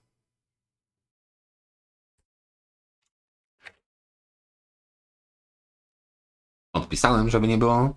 Hej. Dobra. Fischer. Akurat tak Fischer nam się trafił. Okej. Chyba niczego nie brakuje. Chyba tutaj, nie, jednak coś po prawej stronie mi tutaj nie pasuje. Albo jest Mic Line. Przełącznik? Co to jest? Co tu się stało? Dobre pytanie. To prawa strona sferpuca. O, pan zrobił zdjęcie od tej lewej strony ładniejszej. Ale tu... A nie, po prostu taki guziczek zrobili, tak? No to by wyglądało, że tutaj kwadracik, kwadracik, a tutaj sru. Why not? Też taki podstawowy Fisher. No ale w tym wypadku zobaczmy sobie. To jest stary input level. Ok, czyli mamy tutaj sygnał wejściowy, tak? Input level. Dla metali input level znowu. Ok. Tutaj. Aha, co? Pasek spadł? No chyba tak. Z paskami kaplica. W środku sterylnie. Ogólnie taki, no mówię, jak ktoś nie przepada za magnetofonami, a ma jakiś zestaw na przykład Fischera, to tutaj na przykład to też może być. Tutaj ten pan też dość ciekawy. Tutaj byśmy chcieli kiedyś właśnie sprawdzić, czy poszczególnych sprzedających ofertę przejrzeć. Nie mówię zareklamować, ale przejrzeć, bo czasami można po prostu niektórzy sprzedają tego tyle, że heja, jedziemy z koksem. Okej. Siemensik, proszę, nawet Siemens nam się trafił. Coraz ładniejsze te magnetofony.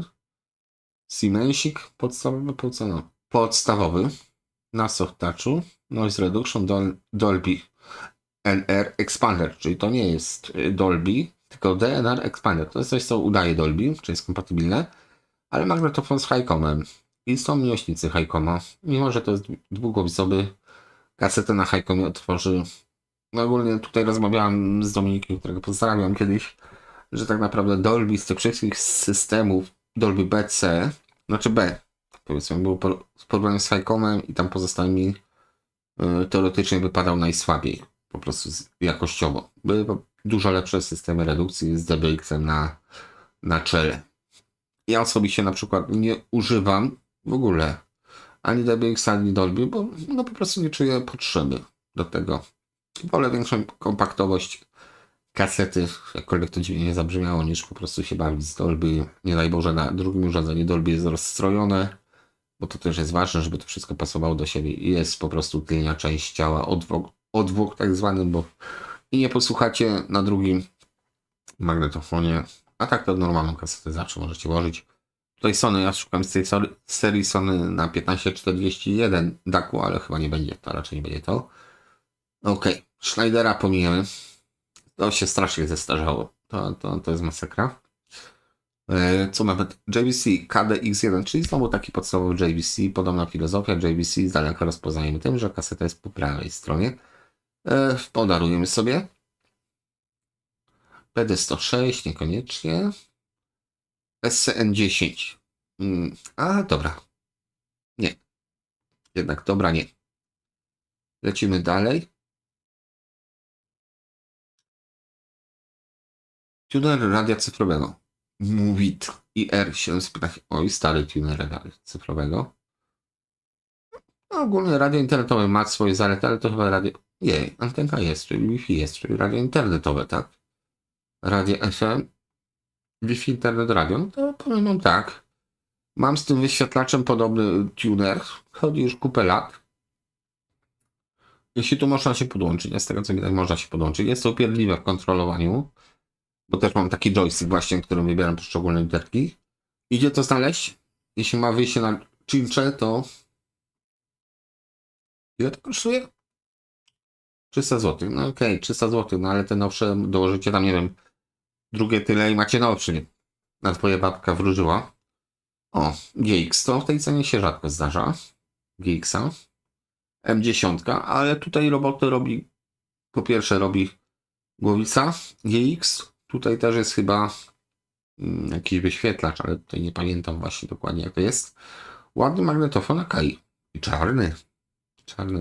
Czarny to ten szybszy też. No okej. Ktoś na tym ostro jechał. Natomiast no okej. Spoko, cool.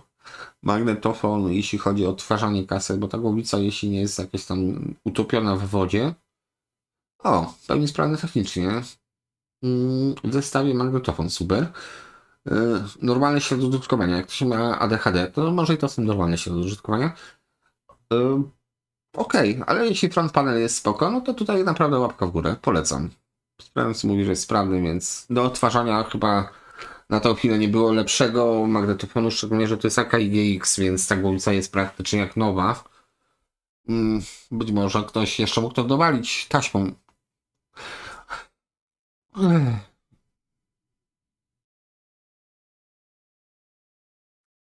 Czy szpule, czy... szpule CD, takie pytanie. Znaczy powiem to tak. Szpula jest dla mnie osobiście fanabery, bo mam magnetofony szpulowe. Lubię to. To jest kwintesencja oglądania muzyki czy sprzętu, bo przeważnie magnetofony są duże, on się wszystko rusza, to żyje. CD podobnie jak winyle, też trzeba trafić na dobre wydawnictwo, żeby dobrą płytę chwycić. Nie każde wydanie jest po prostu dobre, nawet na CD. Nie każdy remaster jest tego wart. Natomiast tak, CD są wygodne, to można sobie zbierać, bo CD ogólnie kupimy też za 10 zł, 20 zł, to można sobie zbierać po prostu oddzielnie, to można położyć, o to nie trzeba dbać.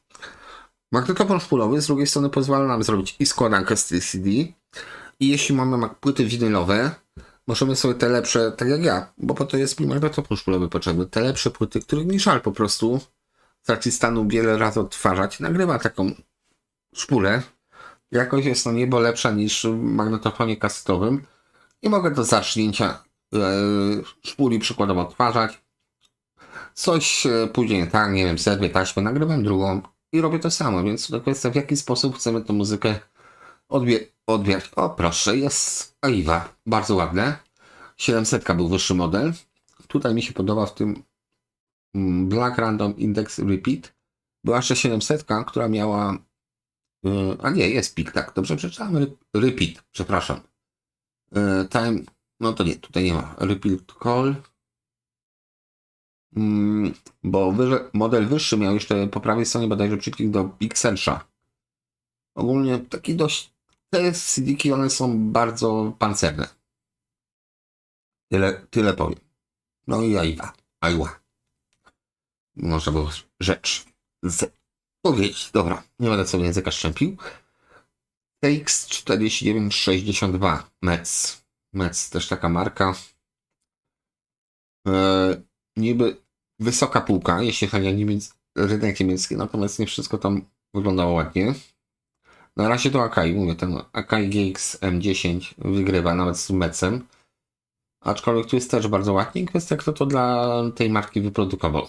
Wszystkie rodzaje tarmy, normalna ferrochromowa, chromowa, metalowa, timer, Dolby, input selection line, mute, czyli wyciszenie wejścia i pewnie mikrofon Więc no Mec nie miał trzygłowicowca. Trochę uchlastane tutaj po lewej stronie, ale no okej. Tu można budować wieżę w takim zestawie. Właśnie Niemcy rzadko kiedy te trzy głowice wprowadzali, a szkoda, bo by mogli wtedy może walczyć lepiej z japońskim sprzętem. A tak to, powiedzmy, są to rarytas, przynajmniej na mnie. Zmieniareczka, 330 zł. Te zmieniareczki też poszły do góry, bo swego czasu to zmieniarki CD, na przykład te kołowrotki takie, one były no relatywnie tanie, a teraz jak spoglądam, to no powiedzmy około 1000 zł nawet sprzedać sobie, że są. Jeśli ktoś ma tam 100-200 płyt, no to kołowrotek może się nadać. Patrzymy listę i jedziemy z koksem. To niestety nie ma tego namaszczenia, co płyta winylowa, którą wkładamy, czyścimy i tak dalej, igła, etc. Po prostu możemy sobie kilka włożyć i mieć, powiedzmy, taką MP3 z CD. Zmieniarka dla chętnych, myślę, bo jest 5 płyt. Tak spojrzałem tylko dlatego.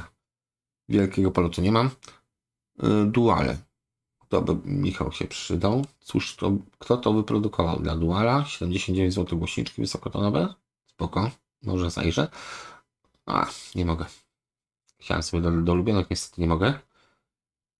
Lecimy dalej. Dobra, jeszcze godzinkę pociągniemy. Takie ładniejsze rzeczy. Wintek. Jest bardzo ładnie tutaj. Wintek wintekiem, ale skąd ta firma jest? JVC trochę wygląda. Monarch.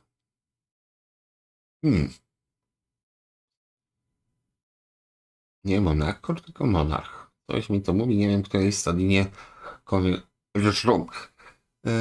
Dwa bezpieczniki, ok, prawidłnie 300, 150 wyjścia. Ale gdzie to wyprodukowali? Nie powiedzieli. Nie napisali. A może do góry? Pyk, pyk, pyk. No i tu bywa rozkmina. Ale ogólnie ładny zestaw. I taki jakby zmienić to logo na pienię, też by uszło. To by trzeba było poszukać sobie. To przypomina. Nie wiem, czy Alive troszeczkę mi przypomina z tą skalą taką medzieną. Ogólnie jest ładnie. Znowu tutaj gra cieni, że tak powiem, dobija ten sprzęt. A na pewno za 230 zł. Coś aż dziwne.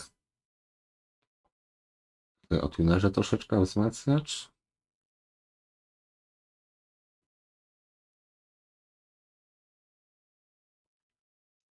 To jest europejski styl. Aha. Nie był otwierany, ale naprawiony, zachował się bezpiecznie. Super. No okej, tutaj dla twarzych, ale trafiliśmy na taki vintage. Zobaczmy, co tutaj pan jeszcze sprzedaje, czy tam firma sprzedaje. No, trochę tego jest. Tunery. Dużo tunerów. Dobra. Auna nie. Tutaj znowuż pomijam to. A tutaj co mamy? TDK metalowe. 350 zł za sztukę. No, za 350 zł za sztukę to... drogo. I tu właśnie się kłania. Zobaczcie, za kasetę metalową macie cenę za używaną, taką jak kupilibyście nową 18-centymetrową szpulę z nową taśmą do magnetofonu szpulowego, który chcąc, nie chcąc, i tak będzie lepszy od tej kasety. Mimo wszystko. I parametrami, bo po prostu jest tej taśmy więcej i ona szybciej zapierdziela. Koniec cytatu. To jest moje zdanie. Ale jak jest rynek, chcą ludzie kupować, no to ludzie chcą sprzedawać jak najdrożej, prawda? Kleopatra Tuner też nie spojrzymy sobie. Kaset jak Philipsa jeszcze był. FC910. Z autorewersem też taka wygodna rzecz. Dość. Typowo w vintage'u to mamy troszeczkę takiego raczej przełom lat 80. i 90., prawda?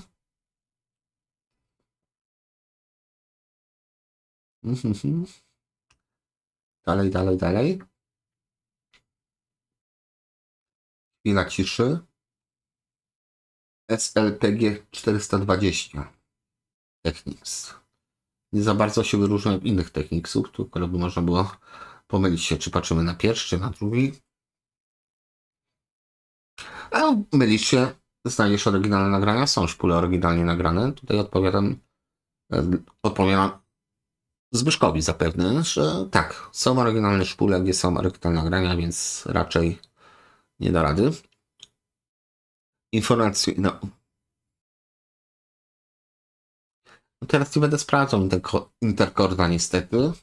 Może napisz w komentarzu, to zresztą będzie na czacie, to zobaczę później. Why not? Chamy, nie chamy. Tu jest zmieniarka następna, tym razem JVC. Chyba trochę ładniejsza tego Sony. Na ile to płyt? A zobaczmy na ile płyt. Z ciekawości też piąteczka, czyli taka duża szuflada. O właśnie. Karuzela bym powiedział na CD. Do użytku. Mamy imprezę, nie musimy podchodzić. Zbieram. O, ale ślicznotka. Wreszcie coś ładnego trafiło. 72 zł. To jest samochodówka? Samochodówka chyba. Czy przynosi to radio? Oj, tutaj powiem, jak ktoś ma starego Volkswagena, to powinien się na to chyba przychylić, bo tutaj jakiś taki montaż a la samochodowy jest, żeby to wsunąć. Głośnik pewnie jest od spodu. Tu jest rączka może na baterię. A nie, bo to jest cała budowa, przepraszam, to jest radyjko dopiero, tak? Nie, to jest spód właśnie. Dobra, głośnik jest. No, myślę, że do Volkswagena bym sobie takie radyjko zamontował, jeśli ma zasilanie oczywiście dodatkowe. Nie moja bajka, więc też nie chcę się wymążę tutaj. Ale mamy 9V zasilanie zewnętrzne. Więc był zasilacz do tego. No okej, ciekawe. Już myślałem, że coś większego, bardziej takiego vintage'owego. CDX-10 Mini. Dobrze, to są nowe rzeczy. Znaczy nowe, tylko połowa lat 80. to chyba nie jeszcze tak nowe. Tutaj mamy combo z dyskami twardymi. No. Nie. Kanton plus X. Ciekawe, bo tutaj przeważnie te takie monitory właśnie na kino domowe są jeszcze z koaksjalnym wysokotanami. Tutaj mam tylko szerokopasmowe kantony. Do subwoofera może znalazł. To bardziej średnie bym powiedział. Grundig. Tunerek. Mam podobny. No ten już... Nie, myślałem, że Nie, źle kliknąłem. Dlatego muszę zamykać to wszystko powoli, bo pomylę się. No de facto to samo co poprzednie tunery Grundika, tylko ten już jest fine artem bardziej niż Grundikiem. Markę premium próbowałem sobie. Baterię włożyłem do mojego, niekoniecznie to pamięć działa. Natomiast co mam tutaj? Wszystko jest na wyświetlaczu, siła sygnału, tak? Zero powiedzmy, stereo, wszystko łapie. No okej, ładny tuner dla zestawu, jeśli ktoś ma czarne elementy. Może być. 169 zł, no. Thomson nie. Szpule 26, 145 zł, pewnie za sztukę. Jakby było tu napisane C, a zerknę sobie, bo w sumie. Brown. No to mogą być 22. Taki, no, 22 cm widzicie, przepraszam. Było to napisane? Nie. Tutaj dopiero widzę. 22 cm. To jest standard Browna, chyba tylko jeden magnetofon Browna i tyle. Miał ten standard, więc jeśli ktoś myśli, że Brown ten TG1000 chyba, to uszatek nie, tu nie jest uszatek. On ma właśnie też pole 22. Sony CDP 211 też, no powiedzmy takie standardy, to są, no nie jest nic co wielce zawraca w głowie. Westry. Głośniki same Westry. 4 sztuki. No ładne średnie tonówki. Chyba średnie tonówki wyglądają na średnie tony albo małe basy. Ciężko powiedzieć. Gdzieś by to na pewno szło wcisnąć. Nawet nie wiem gdzie. To zostawię sobie na później. Ok, nie będę wam zawracał gitary tym wszystkim. Gramofon radiokasetowy Schneider HiFi. Patrzymy na Schneidera.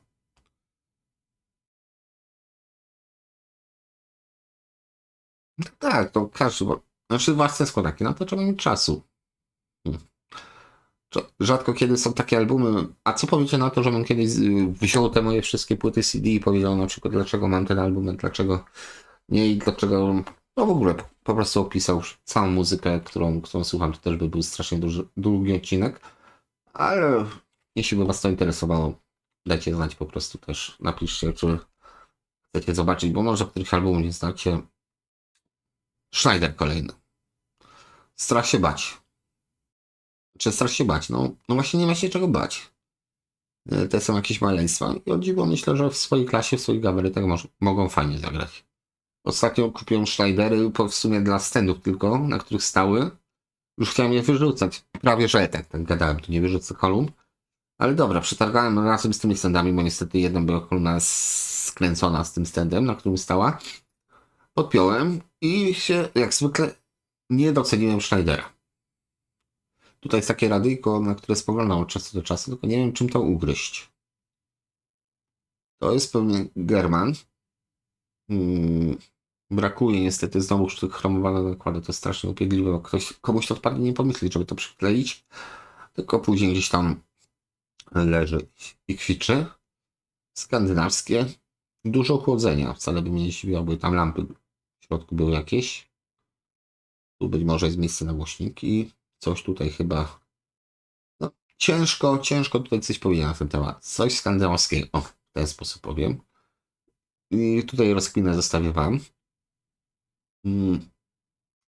Alusy. Ładne alusy od Sony. Bardzo ładne szpule. No niestety te aluminiowe zawsze kosztowały dużo. Tuner chyba też Sony już nam odpalił. Te tunery są takie same. Metsy. Tego przyznaję się, brakuje mi troszeczkę, tylko tutaj jednak to zawieszenie w tym średniaku jest trochę dowalone. Natomiast jeśli by miało obstawię, to Metsy mogą zagrać. No mówię, szkoda tego głośnika jednego. Bo fajnie zrobione kolumny. Te chyba nie są z plastiku, bo mam model niższy. Ogólnie te, no tutaj być może nie jest to plastik, ale mogę się mylić. Mogą zagrać. Kolumny Metsy to tak jak Schneidery. Mogą zagrać i ja bym na to obstawiał swoje pieniążki. Niekoniecznie zbyt dużo, ale obstawił Emitape. O. To jest rzadka kaseta. 8 zł. Do kolekcji jak znalazł. A, bo to jest Rolling Stones, przepraszam. O co tu chodzi? Ktoś to dodatkowo sobie opisał jako Rolling Stones? Czy to typ kasety? Kaseta 90 chyba? Aha, dobra, to teraz już chyba ktoś tak ładnie opisał to sobie, że wszystko jest pasujące do kasety, o dziwo. Ciekawe. No, trochę szkoda. Mini tuner, chciałem powiedzieć mini dysk, a tutaj tuner jest po prostu. AIWA. No AIWA zawsze warto spojrzeć. No i klasycznie, no bias fajny jest, ok, wyświetlacz jest taki udający większy niż jest, bo tutaj mam poszczególne segmenty diodowe. Dolby BC, Amorphous Head, ta lepsza, ta szybsza. I to jest co? Autoreverse, więc ok, tutaj jest spoko, bo jest autoreverse, czyli wkładamy kasety, możemy do zakichania jej słuchać. Ogólnie te szpulki pewnie jakby pan, jeśli są oryginalne, ale pewnie nie, Sony nie robię takich, to są też podróbeczki. 330 zł z autorewersem. Dobra, 13. Ja zerknę tutaj na czat.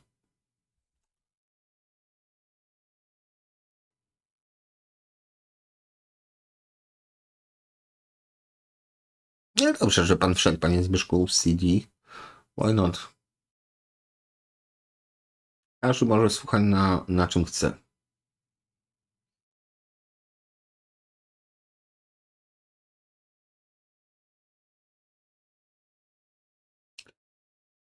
No, z niemieckim się walczy. Mówiąc szczerze, ten język mi się podoba. Uczyłem się tego języka. Nadal się troszeczkę uczę. A czy wychodzi, no to no niekoniecznie. Życie weryfikuje. Ale to myślę, że kwestia tego, że po prostu jeśli przy danym języku się nie siedzi, to czy nie słucha się tego na co dzień, to też tak nie wchodzi szybko w krew. Dobry przykład, czy jakby taka przypowiastka mała. Propos nauki języków. Czy małe dzieci na przykład, obecnie czy w Niemczech, czy w Polsce, uczy się na przykład odmiany od razu, że to ma być takie. No nie. Małe dzieci żyją tym językiem, one biorą pewne zwroty sformułowania jako po prostu naturalne, tak? I to jest chyba problem też z edukacją języków, że od razu po prostu każe się zakuwać wiele rzeczy, zamiast z tej całej, powiedzmy, tabelki wybrać te dwa elementy, tutaj te heko, których używa się tak naprawdę, każe się zakuwać, powiedzmy, czasy i tak dalej, których de facto nie potrzebujemy na tą chwilę, a musimy to zapamiętać, więc to jest zakuwane. Natomiast nauka polega na tym, że powtarzamy pewną rzecz, czynność, czy tam wiedzę co jakiś czas, utrwalając to, bo tak jest zbudowany mózg ludzki, że musimy powtórzyć. To nie jest tak, że raz przeczytamy, zapamiętamy wszystko, po prostu coś tam zostanie wykasowane, dosłownie wykasowane z naszej pamięci przenośnie. Dopiero jak któryś raz przeczytamy to samo, zostanie tu utrwalone maksymalnie. Więc taki dygresja a propos języków. JVC KD 220, trochę wyższy model niż ta 10. Dolby BC mamy, chromówki, normalne metale, no i co? Mamy Auto Reverse? Nie mamy. Ale mamy Music Scan, więc możemy sobie powiedzmy prawie jak w CD pomiędzy utworami przemykać. O, i to jest ładne. Telefunkę 201. To bym też gorąco polecił tutaj Wam. Przepiękne. To jest ten wyższy, bo ma programator. To jest germanowe. Jeśli to działa. Dobra, opis. Sprawny. Obudowa posiada zarysowania zgodnie z na fotografiach. Słuchajcie, do końca czasu. No okej. Zmiany głośników.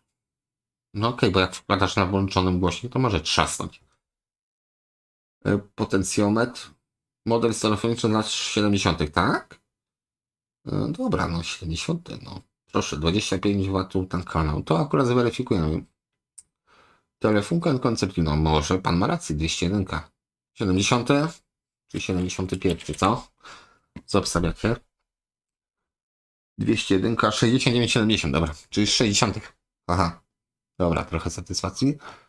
2N50, 37, 4 tranzystory. I co to jest? To jest NPN Silicon. Szkoda. Ale to chyba nie te.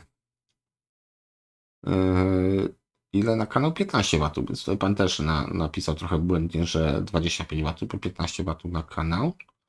Ale ogólnie to mogę polecić, bo ta seria Telepunkana z końca lat 60 gra zupełnie inaczej, a to jest naprawdę piękny kawał mebla, no to owszem, to drewno by wymagało troszeczkę pracy, ale cała reszta jest ok. Ja o tym wspominam, bo miałem wersję mniejszą, która nie miała tej lewej strony tak rozbudowanej, nie miała programatora. I pamiętam, że na przykład tutaj regulacja tych basów, ona była tak, te słabsze gramaty przynajmniej tak miały, że ten bas był słaby i nagle pieprznięcie, tak samo wysokie. Tutaj może jest to lepiej, bo 15 W to jest wystarczająco. To jest fajny, klasyczny amplituner. Jeśli działa, no to myślę, że można 300 zł za niego położyć. Polecam. Lecimy dalej. Ja sobie zerknę na czat. Okej, to już podsumowałem właśnie bekę z niemieckiego mojego. A naprawdę, no to nie jest takie oczywiste. Pokrowiec na kasety, 10 sztuk, proszę. Pokrowiec na kasety. Oczywiście pokrowiec. No spoko. Były kasety, były akcesory. Tam Axela. CD 3000 też nie spojrzymy, bo też jest takie, no. Tak jak mówię, może będę się posługiwał nomenklaturą garażowe do pokoju, do salonu. Tak? Więc ten CD wyżej był do garażu. Ewentualnie jak coś będzie naprawdę takiego obrzydliwego, to powiem, że pod wiatr. No z wyglądu jak zwykle RFT nie rozpuszcza. Chyba, że gałki oczne mam zaczęły wylewać. Mówię, że jest tak szczególne RFT, odchodzą tutaj te okleiny. Natomiast jeśli by dać szansę tym kolumnom, myślę, że no, grają jak dużo większe. To są też fajne kolumny. Oni kładli cały czas te same głośniki. Zmieniali coś tam z frontem. Ale to są naprawdę fajne przetworniki. Zobaczcie, no. Magnes wielkości 20W głośnik, gdzie magnes jest wielkości całej reszty. I tutaj jest naprawdę fajnie. Tak brzydkie są. No po prostu są brzydkie, no. Co zrobić? Ale to się mówi, z ładnej miski też się nie najesz, nie? Ale pustej. Nieważne. To chyba o coś innego chodziło. Dobra, mam takie pytanie jeszcze. Czy z kamerką chcecie? Bo mi się nie chce z kamerką, szczerze mówiąc. Zobaczymy. Lecimy dalej. 14. Prawda? Znaczy nie chcę przerażać, ile zostało, więc no dobra, jak się dobrze bawicie, to zostaniemy. Postaram się, mówię, za dużo też przepalam tutaj czasu na jakieś pierdoły. Tutaj mamy za 300 zł Montaxy. Mówiłem, Dataxy, L-taxy, Montaxy. Wszystko jest norweskie. Tutaj bardzo ładne głośniczki. Już widzę po tym, że tutaj ta kopułka jest taka minimalistyczna. To jest fajny głośnik niskotonowy. Fajny. Po prostu ja mówię, że jest fajny, tak? Wysoki tutaj nie wiem, czy to jest Perles, czy to jest Sis, ale wygląda jak taki Perles, który nie przyznaje się do tego, że jest Perlesem. Ciężko bym musiał sprawdzić, natomiast tak, 45 do 19, spoko. Te 19 naprawdę, nie słyszycie tego. Nie słyszycie 16 przeważnie. A jak wam próbuję mówić, że 20, zróbcie sobie test. To zrozumiecie, ale nie ten na YouTubie. Bo żeby było śmieszniej, sam YouTube, jeśli nie macie konta premium, taka anegdotka, utwory na YouTubie są nagrane do 15 kHz, bo tak działa kodek YouTube'a. Nie ma 20, więc zrobienie sobie testu do 20 kHz na YouTubie, który odtwarza do 15, jest trochę głupie. Bo to oznacza, że te 15, może 20 kHz jest przy 15, tak jest zrobione. Kto to nagrywał, po co to nagrywał i dlaczego tego słuchacie, nie wiecie. Wiedza użyteczna moim zdaniem i taka dająca do myślenia. Fajny to był Montaxy, Dataxy czy L-taxy, bo teraz Dataxy, dobra. Okej. Stemy, następne, norweskie. Te kolumny też mi chodzą po głowie. Nie mam cholera pojęcia, co to jest. Znaczy, nawet jak pamiętam, to tutaj były trójdrożne. Trochę mnie one męczą, przyznam się szczerze, bo ładny formier. Tutaj chyba Amelin, panie. Więc to nie jest taka miękka gra. Tylko co tu gra? To jest takie ryzyko dla odważnych kolumna. Jeśli działa, to dane techniczne proszę 0. W pełni sprawne. I tu by trzeba było poszukać właśnie tych stem. Stema HiFi 3. A zobaczmy to 0,44, bo to czasami jest tutaj na Montaxach, które widzimy. No i w zasadzie nie wiadomo nic. Dopóki się nie kupi, to nie powie się, co to jest. Dobra. Ja tak ze strony może będę sprawdzał czat i starał się odpowiadać na bieżąco na pytania. B9151. Kurczę, jakie to jest brzydkie. Niesamowicie, ale to jest też a nie, to są te szerokopasmowe. To są małe. 6-watowy głośnik. Dobra. Tutaj mamy nawet co? Usher 4000. 5000 i 6000 był ten, ma jeden wychód tylko. Jeśli jesteście reporterami lub byliście, no to Ucherek jest dla was. Rosita. No zobaczmy, to jest ciekawe. 330 zł. Czyli nowoczesny taki dual. Czyli dual, który już nie był dualem. No ale kurczę, stroboskop jest, no nie pogadacie. No to jest ogólnie gramofon. No, bardzo komfortowy, 130 na pasku. No, ale fajnie, jest stroboskop. Obudowa jest oczywiście Rosita HiFi. Więc takie coś Rosita też robi o własnych obudowach. No jestem ciekaw. Tu nie skreślam tego. Do pokoju jest stroboskop, więc tutaj jest na duży plus. Pitch jest. Jak jest pitch i stroboskop, no to w zasadzie paska się nie ma co bać. Tutaj widzicie, wszystko jest w jednym elemencie. Anti-skating, dobrze. Raczej nie połamane. Takie coś. No, tutaj coś się rozlazło lekko. Z tyłu. No ale to jest powiedzmy taka rzecz, że moglibyście się pobawić w drewnie. O. I byście zrobili coś może ładnego. Może byście spieprzyli, ale na pewno byście dużo pieniędzy nie stracili. Kaseciak 2000. Który to był teraz? 2000, bo tego było znowuż za dużo w pewnym momencie. To jest zadziwiające, że Bank Olufsen robił tylko jeden wskaźnik do obydwu kanałów. Do 4 dB nawet. O, proszę, 4 dB mamy. Record stop, standby. Czy to jakieś funkcje będą opisane? No, ferochromowe, żelazowe, chromowe, metalowe. Dolby. No i to wszystko. Reszta to design. Bym powiedział. Jednym to się podoba, innym nie. No są biosicy. Dyplomatycznie powiem. Stanie RDW 6125. No tu jest tak 80 lata pełnym ryjkiem. Tutaj V-meter fajnie po prawej stronie. Chyba cała taka wieża rzeczywiście, że bo Sania miał taki design jeszcze w 70 latach, że był taki środkowy człon, który się przedłuża na poszczególne elementy. Tutaj nawiązują właśnie tym zdjęciem, że mamy ten pojedynczy, tutaj gdzie mamy funkcję. Mamy wybór do obydwu źródeł. High Speed Doubling, Dolby, Synchro Doubling, Continue Play, czyli możemy najpierw pierwszą kasetę posłuchać, później drugą. Okej, lata 80. pełnym ryjkiem, jak ktoś lubi tą epokę, no to jest deck dla niego, moim zdaniem. Wszystko jest na bogato, jest tak kolorowo i całkiem przyjemnie. Całkiem. Pewnie paski do wymiany, ale sprawny. Maxwella, nie pogadasz. Okej. Nie sprawdzam, to chętnie sobie kliknę po prostu. Co mamy tutaj? Diorę mamy pod crownem. Tak. Ale pod crownem. Może. Ciekawe, czym to się różni. Czemu ten wyświetlacz aż tak wypłowiał? No okej, nieważne. Ale ten crown nie jest crownem. WSK. Wzmacniacz stereo. Naprzód jakiś coś? Co to jest? Monakor? A Monakor. Też taka firma. Słyszałem starego Monakora, to jest taki raczej nowszy garaż. Zdecydowanie do garażu bym powiedział. Ta kolumna Philipsa też o tym świadczy. Dobra, następne. Teraz sprawdzę czat. O. Tak, zgadzam się. RFT jest totalnie niedoceniany w Polsce. Natomiast to są bardzo dobre kolumny, które no, myślę, że warto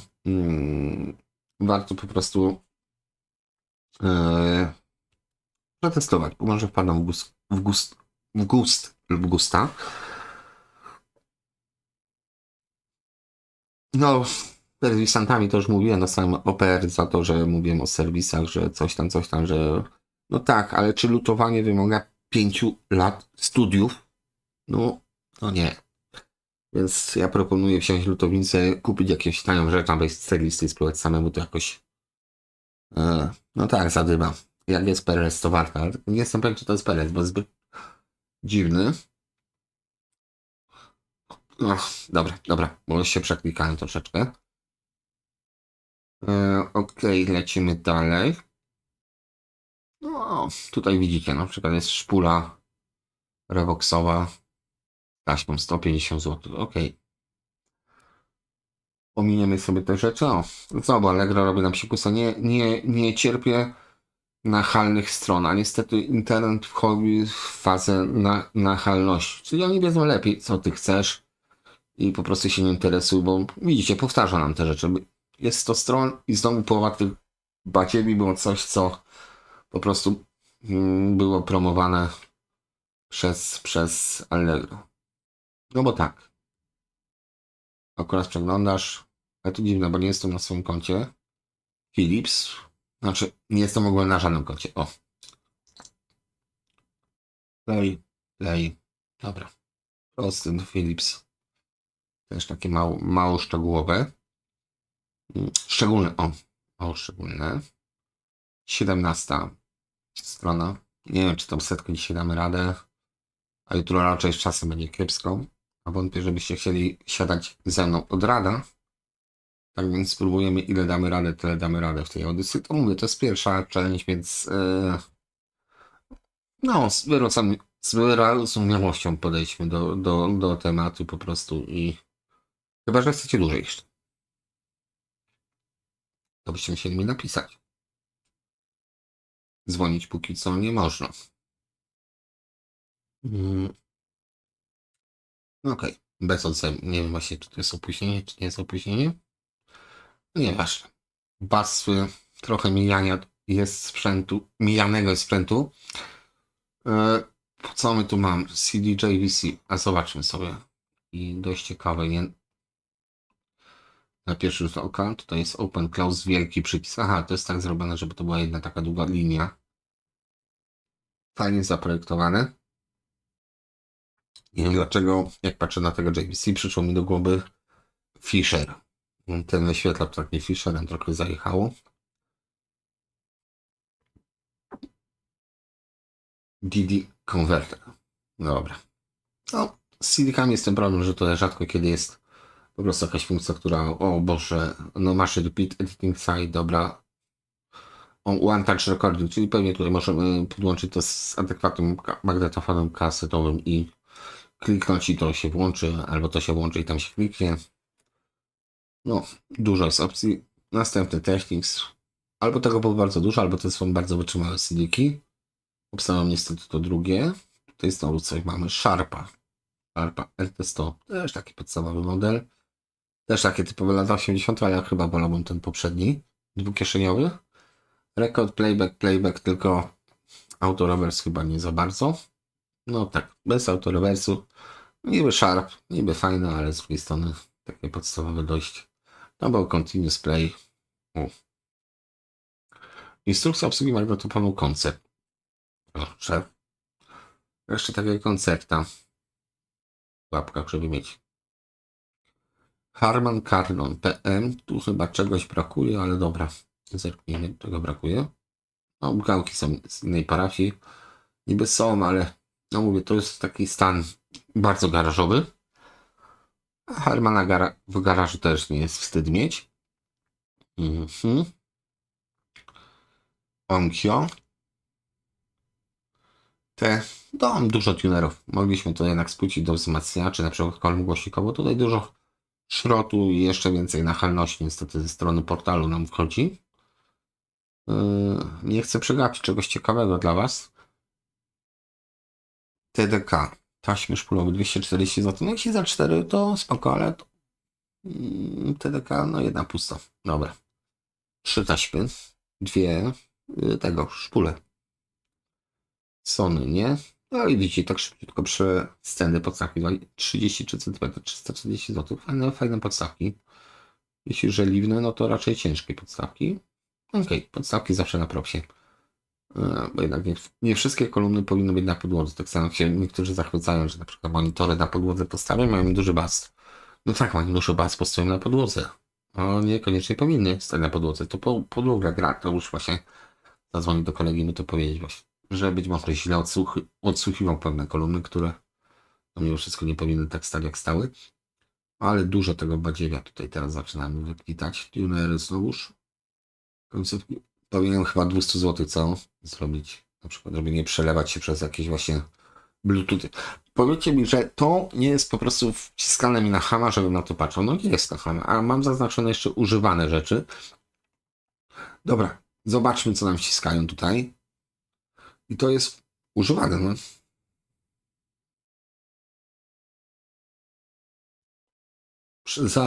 Zadziwiające. Technics, srebrny Technics, ale też taki, no tutaj by napisano Marantz, też by było dobrze. Dobrze, że nie spojrzałem na niego, ale jakoś tak weny nie mam. Tutaj mamy Pioniera SA560, no proszę, jest Pionier, 286 zł. To jest po 520 chyba, czy po 510, no ten jest taki dość specyficzny w wyglądzie. Wzmacniacz, cena nie jest jakaś taka drastyczna. No i też, no nie ma za dużo też wodotrysku. To się włącza, tego się słucha, robi się głośniej, ciszej. No i w zasadzie tyle. No, na wzmacniaczu będzie się przez 3 godziny się wzroku wtapiać. Wtapiać? Dobrze powiedziałem? Ok.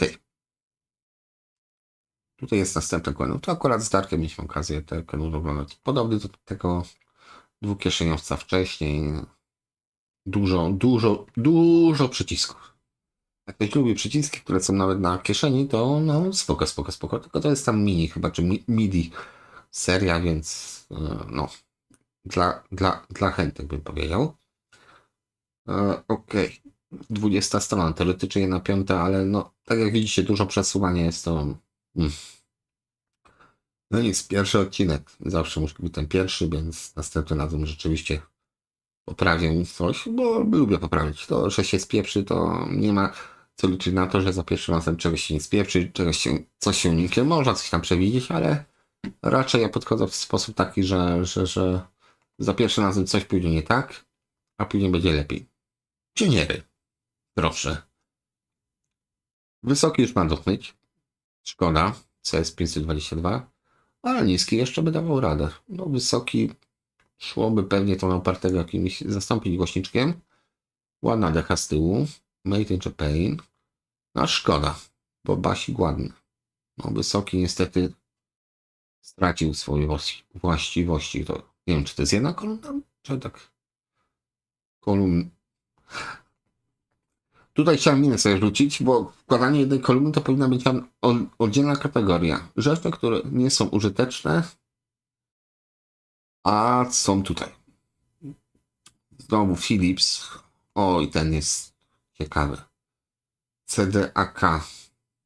Automat kałasznikowy, tak. To już jest takie po taniości.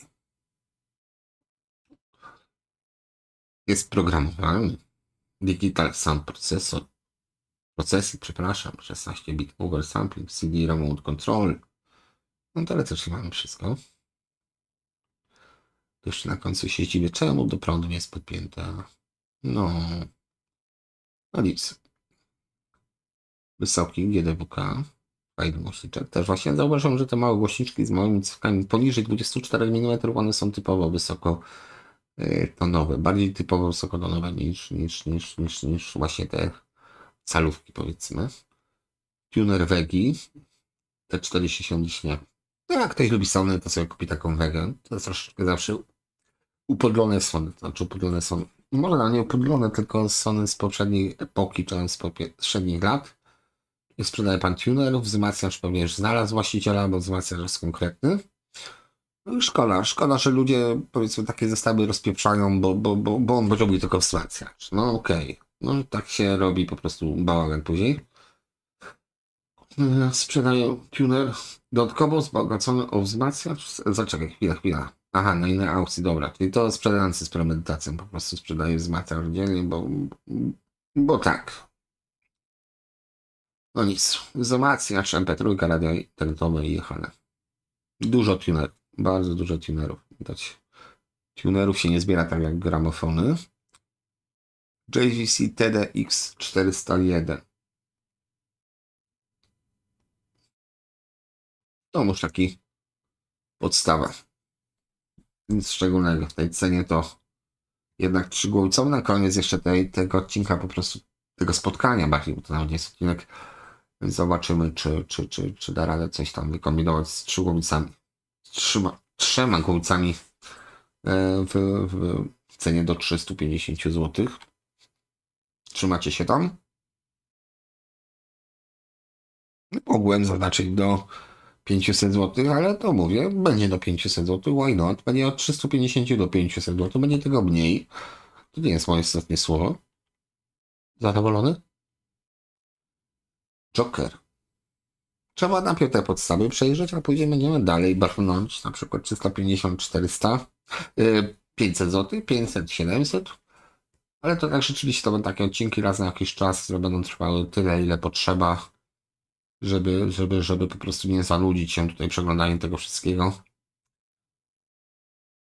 O, L-taxy. Dużo, powiedzmy, z północy kolumn pochodzących. Tutaj te kolumny próbuję zrozumieć, bo ten horn w górę mnie zadziwia. Natomiast tak szczerze mówiąc, 300 zł. Potężna kolumna, 2 Philipsy, średni wysoki. Regulacja jest i chyba horn dołożony gratis, bo przy tym Philipsie to raczej ten horn nie był za bardzo potrzebny. Jeszcze na kółkach bydle. Zadziwiające, bo to jest dużo własnej inwencji twórczej. Myślę, że ta góra sama w sobie, no powiedzmy, to jest koszt zakupu. Zwróciłem, przeczytać trzeba by było. No ta góra dosłownie dociosana z kawałka deski i pomalowana na czarno. Widać tutaj fidenza nie była, tak powiem, mocną stroną, no ale wszystko jest, to można by było uratować górę i dół 25 do 20 tysięcy, skuteczność 36 litrów, spora kolumna, 4-drożna. Ciekawe, czy to jest 4-drożna? No mamy 2 takie same basy, więc raczej 3-drożna. No dobra, tu jest rozkmina, ale ciekawe, 400 zł, ciekawe kolumnienki są. MRS, dobra, to sobie odpuścimy MRS-a. Dalej co mamy? Coś mamy takiego. Dużo śmieci. TFK, Grundlika. Też taki magnetofon już przez los zapełniany 300 zł. No, śmiem wątpić, że tą kwotę ten magnetofon osiągnie, bo w zasadzie jest też prosty grundik do zestawu, może pasuje.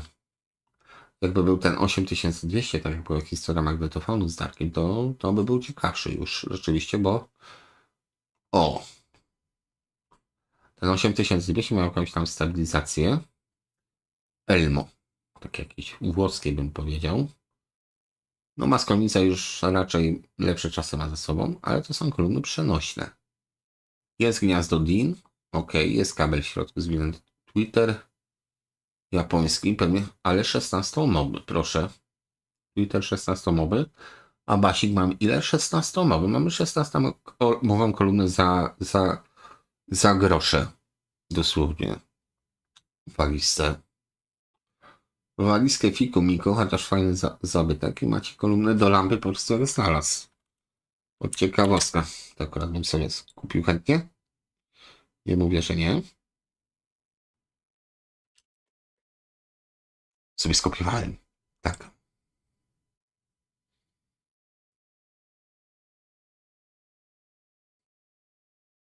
Znaczy no Allegro jest specyficzny rynek. Allegro samo się pozbyło powiedzmy tych drobnych graczy, robiąc Allegro, robiąc taki enklawę, żeby tego nie nazwać inaczej, brzydziej troszeczkę, czy tam bardziej źle skojarzącą. Złożyli enklawę, żeby po prostu tą drobnicę, taką, której my szukamy, no zamknąć tam. Bo to ma być poważny portal, który konkuruje z chińskimi poważnymi portalami, z różnymi pierdołami. No nie powiem, że wszystkie pierdoły są bezużyteczne, bo sam tam parę rzeczy kupiłem. Więc spoko, ale nie za dużo, nie zbyt nachalnie i po prostu nie we wszystkim. Jednak od Chińczyka też, żeby coś dobrego kupić, trzeba dobrze zapłacić. Po prostu to nie jest tak, że za 20 zł dostanie się coś wartego 200. No nie ma, obudowy. Nie ma nic za darmo, nie ma darmowych obiadów, tak? 130 miałem, on jest na 15,43. Mi osobiście dźwięk tego DAC-a nie podchodzi, są osoby, którym podchodzi. To byście musieli usłyszeć sami. Okej, jest po prostu działający. Tutaj pokoik. 15,43. Dobrze, pamiętam. Sherwood deck. No tutaj już widzę po miniaturze, że chyba nie warto zaglądać, szkoda czasu. Po prostu. Son STR AV260L. To jest takie coś. Miałem okazję. Znaczy, to leżało mnie w garażu po prostu. Tutaj jest po prostu po co mam to. Może do pokoju bym to zastosował. To też nie ma nic takiego ciekawego, poza tym, że tutaj mamy od góry wkładaną karteczkę z nazwami stacji, mamy indeks ładnie opisany, prawie cyfrowo, tak? Wszystko na tych ładnych takich. Znaczy nie róbcie tego detergentem, nie czyście żadnym, bo to wszystko po schodzi się rozlatuje. Ale powiedzmy taki wzmacniacz podstawowy. Ile to bierze prądu? 75 to bardzo podstawowy. Garażowy ukośnik do pokoju, jeśli macie resztę segmentu, bo w pojedynkę to no po prostu w pojedynkę niektóre rzeczy giną. Gdzie mamy całość, już jest troszeczkę lepiej. 3-calowe isofony. No ciekawe. Na Alnico jeszcze. Średniotonowce? Być może. Małe basy. Bo trzeba było się temu przyjrzeć po prostu. Selektory na przykład. O. Głośników 45 zł. Macie jedno. No, to jest akurat spoko rozwiązanie, bo możecie rzeczywiście sobie wybierać zestawy głośnikowe. Nie ograniczycie się do jednego. Akurat szczerze mówiąc sobie zobaczę, bo sam czegoś takiego szukam. No po prostu mam odpowiednik na DIN-ie, a tu mamy po prostu 1, 2, 3, 4 głośniki. Tak, możemy lewy, prawy, plus, minus i wejście do amplifera. Fajna rzecz. 45 zł, niedroga. Warto, jeśli po prostu macie więcej niż jeden zestaw.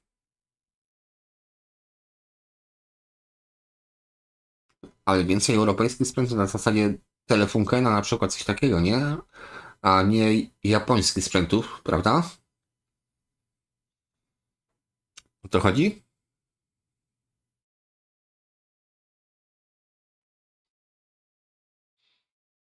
No też się dziwię, chociaż ten Telefunken 201 całkiem fajnie wypadł moim zdaniem. WHD, średniotonowe. No, te WHD, no, To bym musiał też głębiej ugryźć temat, bo miałem WHD, to był też w sumie jeden z pierwszych kont, który posiadałem w życiu. I nie mam zdania o nich, żeby było śmieszniej. Nie będę się wypominał, czy są takie, czy są inne, bo ciężko mi to po prostu w tej chwili zrobić, żeby jednoznacznie gdzieś się zakwalifikować. No WHD dla mnie to tak na tą chwilę, moim zdaniem oczywiście, to jest jakaś średnia niemiecka półka. Nie jest jakaś tragedia, ale też nie jest jakaś tam, no przy Brownie to może trochę wymięknąć na przykład. Albo przy Grundiku. O, nawet foliówki tu sprzedają. No tu jest oczywiście mydło i powidło w tym momencie. Przepraszam za taką konwencję, następnym razem może zrobimy krótsze odcinki, ale bardziej takie właśnie pod dany temat, bo to scrollowanie to można pewnie kociekliku dostać. Patrzę na to, co ja teraz robię. Ja na szczęście jestem dość troszeczkę ślepy, na szczęście nie głuchy, więc mimo, że to nie przeszkadza, tak?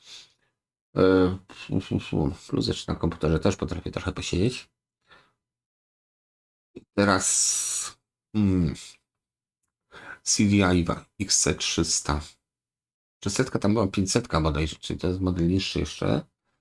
270 zł, ale ma bardzo ładny wyświetlacz. Znaczy miejsce na wyświetlacz, czy jest ładny wyświetlacz, nie wiem. Nie widzę. Play, dobra, tu są funkcje.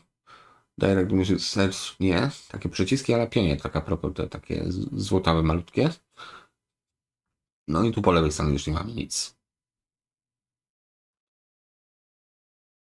No ale ta Iwa grała, ogólnie te serie i wygrały na pewno lepiej niż Akai, moim zdaniem. Dobry wieczór, dobry wieczór. Co to mamy? Tu mamy. Tu z wymienką z wymową. Dobra, powoli poklikam sobie, pozamykam resztę. Sutku?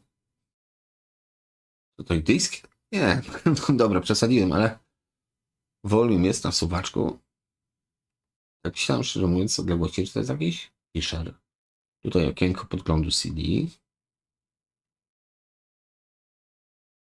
A tu to by było spoko, ale Sutchum C1000? Co to cholera jest?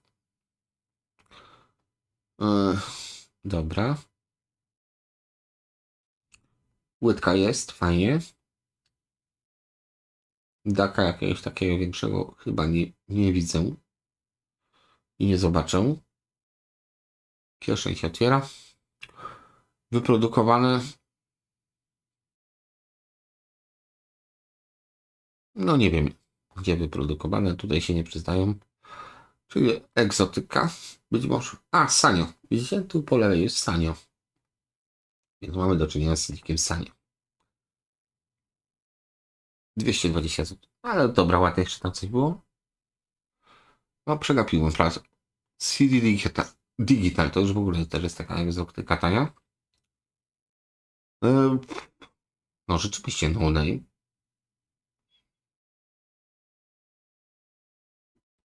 16 programów, tak ładny wyświetlacz od Sony. No, wyświetlacz akurat ładny, ale rzeczywiście, no name. Chyba, że ktoś ma pojęcie, na co ja spoglądam w tym momencie. Co to jest za maszyna tutaj? Dualnie. No ciekawostka, nawet do CD ktoś się potrafił nie przyznać. Okej, lecimy dalej. Byliśmy. Tuner. Dobra, tunery sobie odpuszczamy. Albo wiecie co, zróbmy inaczej, bo już mnie ten szrot zaczyna trochę męczyć. Nie będziemy zmieniać tutaj formuły, tylko weźmy po prostu do mięsa, ok? Może być tak? I dobry wieczór, panie Hitchcock. Dobra, przejdziemy do mięsa, bo jednak zmęczony jestem tymi wszystkimi główienkami, które Allegra nam styla. Wzmacniacze i pokrewny. Sorry, zmiana konwentu. Jeszcze pół godzinki powiedzmy. Więc wzmacniacze aż 588 sztuk. I powiedzmy w tym momencie, żeby nie robić tutaj burdelu, jedziemy od ceny od najniższej. Sorry. No po prostu tak. To scrollowanie nawet mnie jednak zaczęło męczyć, a chciałbym coś ciekawego zobaczyć. General wzmacniacz. Już mamy coś wreszcie takiego z klapeczką. Klapeczką trochę te przełączniki jak w Akai. Power range jest tutaj na jakichś diodach do 60 W sterowany i możemy sobie pokazywać, że okej, jest przemyślane. Jest przemyślane, jest ładne. Pokój. To zdecydowanie bym do pokoju włożył, chyba że zaraz zobaczę STK. No nie, no ładnie. 4 tranzystory. Ile to kosztuje? No i proszę. Ojej, tu jestem aż miło zaskoczony. Radiator. 172 zł. Używany. O, jest opis. No okej. Jest długi opis. Jest ładny. Jest kawałeczek chromu, monoblok taki. Bym powiedział, że no warty grzecha. Fajnie to wygląda. Naprawdę fajnie to wygląda. Marka egzotyczna. I co z tego? 99% tych wzmacniaczy to jest jeden pies. Klonem poganiany. RFT 170 zł. Na pewno jest tyle stron tego? 350 zł? 577? Masakra. Uniwersum. Bym powiedział, że Fisher trochę. Nawet bardziej niż trochę. Zaraz go zobaczymy sobie. No, wygląda jak Fisher. Trochę przebrandowany. Ale Fisher. Ale ma duży wychył. No dobra, to jest akurat na plusik. Macie te diody na całą... No, duże. Takie uniwersum niby nic, a zawsze coś. 8 ohmów, to też tak trochę Japońcy zalatuje. 190 W bierzesz z sieci. No bo jednak 4 ohmy to królowały, jeśli chodzi o kolumny niemieckie, a tutaj lipa. 3 strony, dobra, to wzmacniacz jakoś tam ogarniemy. Nie, dziwne. 588 być może jest wszystkie, ja robię kup teraz, tak żeby można było w trakcie nawet możecie sobie zrobić kup teraz i jechane. Więc tak, wzmacniacze to oglądaliśmy na przykład, było 250 zł Monacore, ale czy sobie mam Onkyo, rzeczywiście takie bardzo podstawowe Onkyo bym powiedział. Dobra, Telefunken już też mieliśmy. No i tak się zdecydowanie lepiej wybiera, bo można rzeczywiście przeskoczyć do innej kategorii. Aż tak bardzo nie męczyć z tym. I zobaczcie, teraz zrobimy według ceny najniższej i już nie ma takich dopełniaczy ze strony Allegro. Ten wzmacniacz ogarniałem. Bo to nie jest. To jest Dolby Surround Processor Model. Czyli to jest dostawka. To znaczy to jest wzmacniacz, który podpinamy do wzmacniacza głównego. To nie jest wzmacniacz sam sobie. Tu mam jakieś diody jeszcze. Pewnie jakąś moc. Tutaj mamy dodatkowe potencjometry. Tutaj też mam jeszcze diody. Delay. Czyli tu mamy kalibrację. Tu mam opóźnienie, więc jak ktoś chce mieć tylny zestaw kolumn podpięty, no ja się dziwię, że tego jeszcze nie kupił, bo tu jest Dolby Surround, Matrix, to jest chyba Spatial, nie wiem, i Direct. I możemy tutaj się już, to daje nam potencjał do naprawdę fajnej zabawy, no, kolumnami po prostu. I do tego jest fajne, ładne poznanie komputerek, przy którym to jest robione. Tutaj kolegę Wojtaca znam, nieraz się spotykamy, czasami coś kupię od niego. Ogólnie, dobra, nie będę się wypowiadał, czy dobrze, czy źle, po prostu, no, 8 do 116 ohmów. No i tak, no, mamy wejście in-out, no dobra, coś z tym można zrobić, po prostu to jest taki dodatkowy gadżet. Jak się nudzicie, fajna zabaweczka, moim zdaniem, tak, jako gadżet do kupienia. Akai AMA1, solidny wzmacniacz stereo. Chyba w garażu leży mi Akai A2, więc to do solidności niekoniecznie jest w stanie takim solidnym. No, tak kupiony po prostu i tak wylądował. Tutaj Denon, ten PMA, to jest akurat ładniutkie, bo w ładnym stanie też. Denon mi się bardzo podobał z tych wzmacniaczy, które mieliśmy.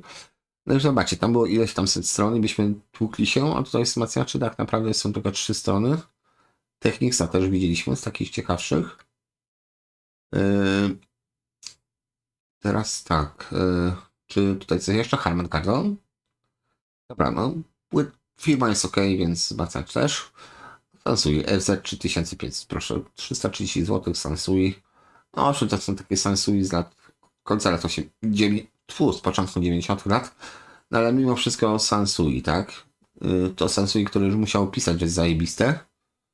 Czy tutaj to jest napisane? Na szczęście nie, ale to spoko, no, trochę JVC zajeżdża, natomiast no, jeśli chcecie mieć taką no, ofertę tam trochę poszarpaną z zębem czasu markę premium, no to tu macie Samsung, które no, nie jest małe. Pokasować z tyłu. Dupcia czasem jest ciekawsza niż front. Ok. 270 W sieci power. No to spoko, no to można jechać. To z pobór? Chyba tak. Więc to ma czym gonić. Ma co gonić. I niestety tylko 8 do 16 ohm. Więc widać właśnie, że to jest typowy Japończyk. Techniksy niestety pominę. A tutaj co mam? Ultra ZTM 8000 sreberko. Wzmacniacz PW. Aluminiowy panel. Był plastikowy. Ładny stan. Jeśli z tunerem, no to super. Ładne, ładne. Cool. Zasilanie, sieć. To jest właśnie to. Sieć i zasilanie. Można? Można. Why not?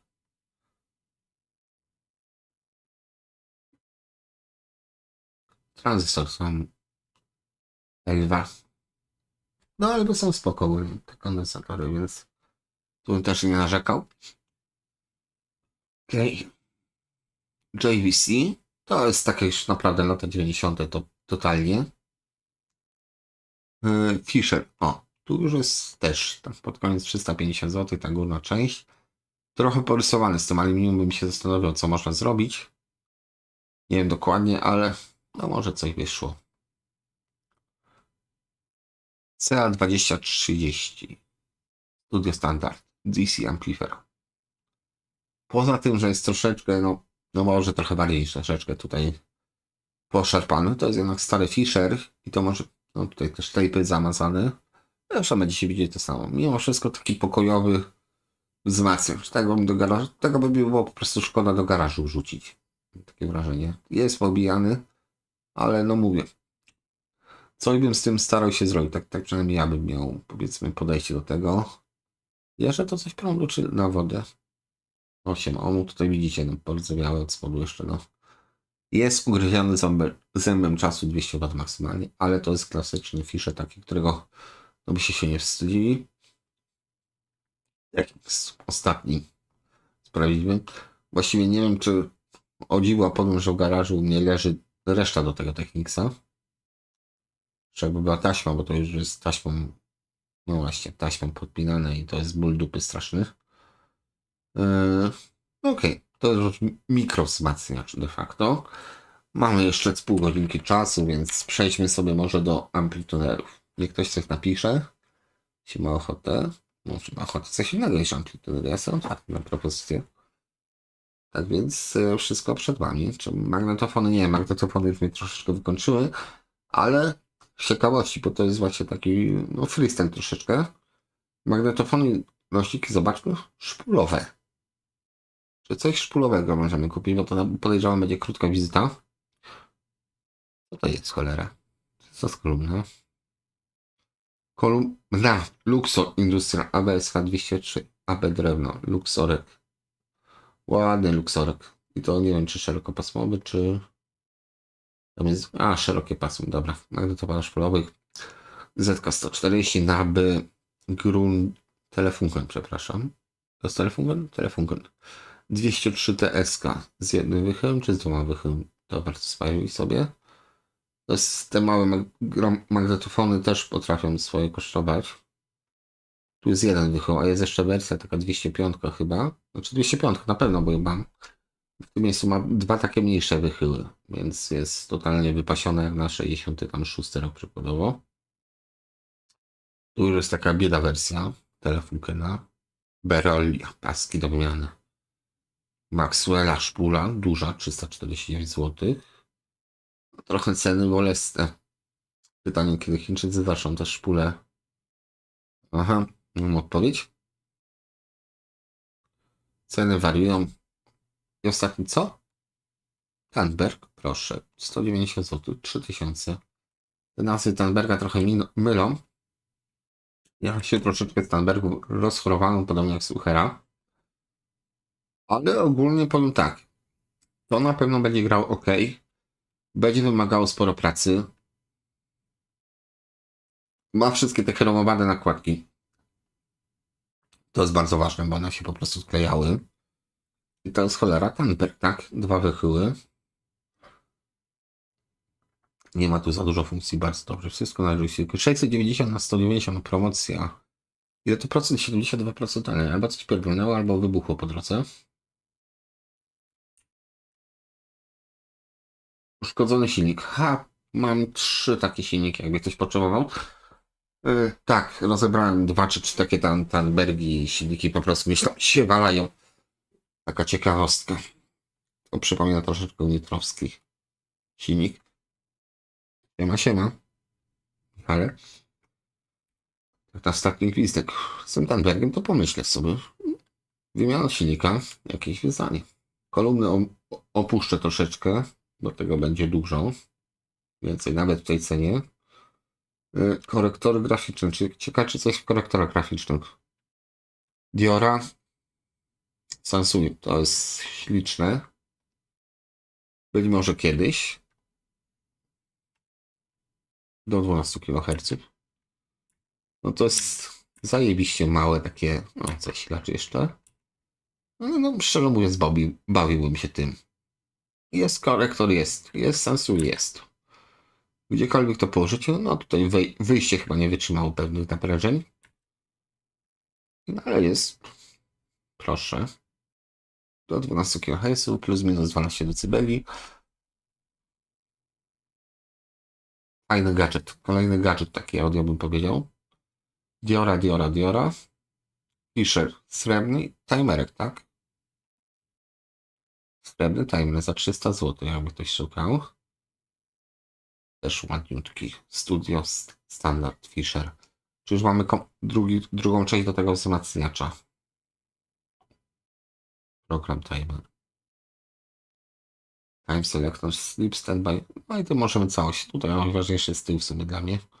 Możemy aż 4 urządzenia podpiąć. Pewnie, no nie pisze, nie widzimy. Tutaj jest napisane ile watów maksymalnie, ale dupa. I z korektorami to by było na tyle. Czyli tylko timer w korektorach i jeden Samsung malutki, który pewnie większości z Was się nie podoba. Tunery radiowe. Już dzisiaj żygam tunerami, szczerze. Stoliki. Czy ktoś był w kategorii stoliki? No patrzcie. Są stoliki. Philips, szafka RTV. No i tu już by można Philipsa wieżyczkę sobie taką budować. Nawet bym którą? 250 zł. Ok. Podstawki pod płyty. Ktoś produkuje. Też spoko. Odtwarzacze CD, głośniki. Dobra, to tak się na koniec te tunery sobie sprawdzimy. Tego jest ile? 5 stron, więc na pewno wszystkiego nie chwycimy tutaj. Może tak być? Sorry. Tych, którzy dołączyli dopiero spróbuję następnym razem. To jest samochodowy korektor Dansui.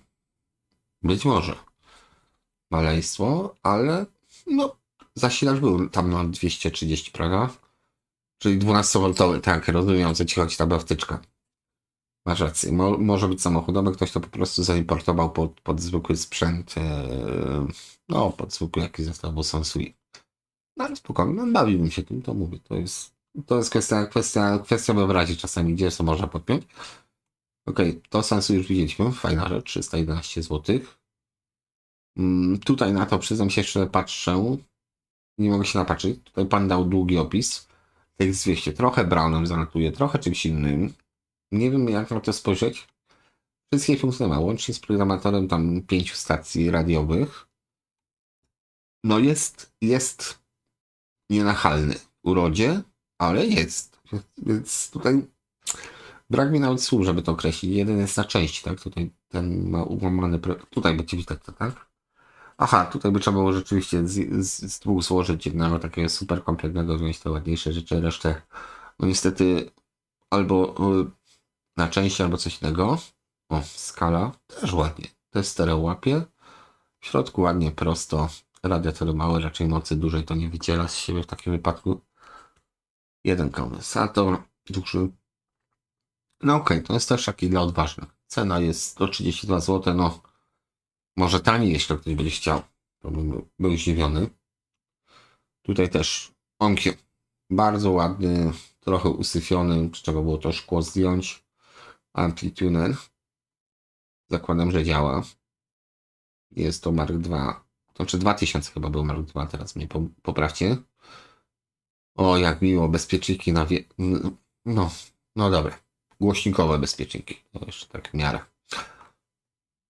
Możesz tak bardzo nie pokopię. 390 W z sieci. Fajny amplituner, bo no i cały misterny plan. Idę sobie stąd. Obraziłem się. Tego oglądałem sam. Amplituner Canon Carriage A50. Wiem, na Stefan tak reaguje po prostu, bo jak to się spali, to ja już gehennę przechodziłem przy Yamaszce, więc dziękuję. Tutaj Kenwood, suwaczki, guziczki, kolorowo. O, jest V-metr nawet, proszę. Tu mnie to zaskoczyło. Jest do 50 W. Takie niby nic, ale no nie jest brutalnie, że tak powiem, obdarte z funkcji. One są, jest tego na bogato. No, to jest spoko. Jest spoko, po prostu 50 jest spoko. Myślę, że do 90 pewnie ta linia modelowa doszła. Ale 50 jak najbardziej moim zdaniem taki do pokoju spokojnie. Jeszcze do tego CD by się Kenwooda jakiegoś doczepili i byłoby naprawdę fajne granie po japońsku. Bo to jednak jest trochę inne brzmienie, ale w tej cenie ile on kosztował w ogóle? 250 zł, jeśli sprawny. Bardzo dobry, testowany, sprawny. Proszę, 2,5 stówki. Możecie mieć całkiem ładny amplituner, moim skromnym zdaniem. Na to spoglądałem. Amplituner Rexton. Tutaj musiał naprawdę zrobić dużą rozkminę, bo taki V-metr mały. Raczej druga połowa lat 60. bym powiedział, więc może być germanowy, niekoniecznie dużej mocy, ale po prostu jest ładny. Balans, basen, wszystko jest po niemiecku, z tyłu nie ma nic. Znaczy to jest blenda, to i tak jest całkiem fajnie. No, wymagałby pracy, ale no, taka praca przy drewnie to nie jest jakaś praca wymagająca, myślę. I 150 zł. Używany. Gra równo Nobel. O, ma kanały, czy łapie stereo? No bo to jak. No ale nie wiadomo, czy łapie stereo, więc tutaj też tak musiałbym pana dopytać. A do góry jest, to widzicie, nad tym V-meterem jest żarówka stereo, która się powinna świecić. No ale ciekawe, bo to jest taki vintage, to oglądaliśmy. Rank Arenę. Być może na Germanie. Okej, tutaj tego tika tak przeleciałem, bo to jest taki nowszy tik, czyli co? CR, CD radio, tak? Chyba wszystko, CD, USB radio. To jest urządzenie grające, które już nie jest vintage, więc zerknąłem, zapomniałem na co patrzałem. To już widzieliśmy też. Onkyo, to brakowało tutaj gałeczki. I co? Toska 303. Ojej. Spojrzymy sobie. Nie, tego nie odpuszczę. Nie wiem dlaczego właśnie. Znaczy może powiem inaczej. Dlatego nie kupuję. Nie chcę tu jakoś źle wypaść, ale w narodzie nie mamy kultury, myślę, tak bardzo szeroko rozpowszechnionej, żeby dbać o te sprzęty czasami. I wystawienie czegoś takiego za prawie 200 zł. No coś mi to po prostu nie pykano. Trochę mnie to boli.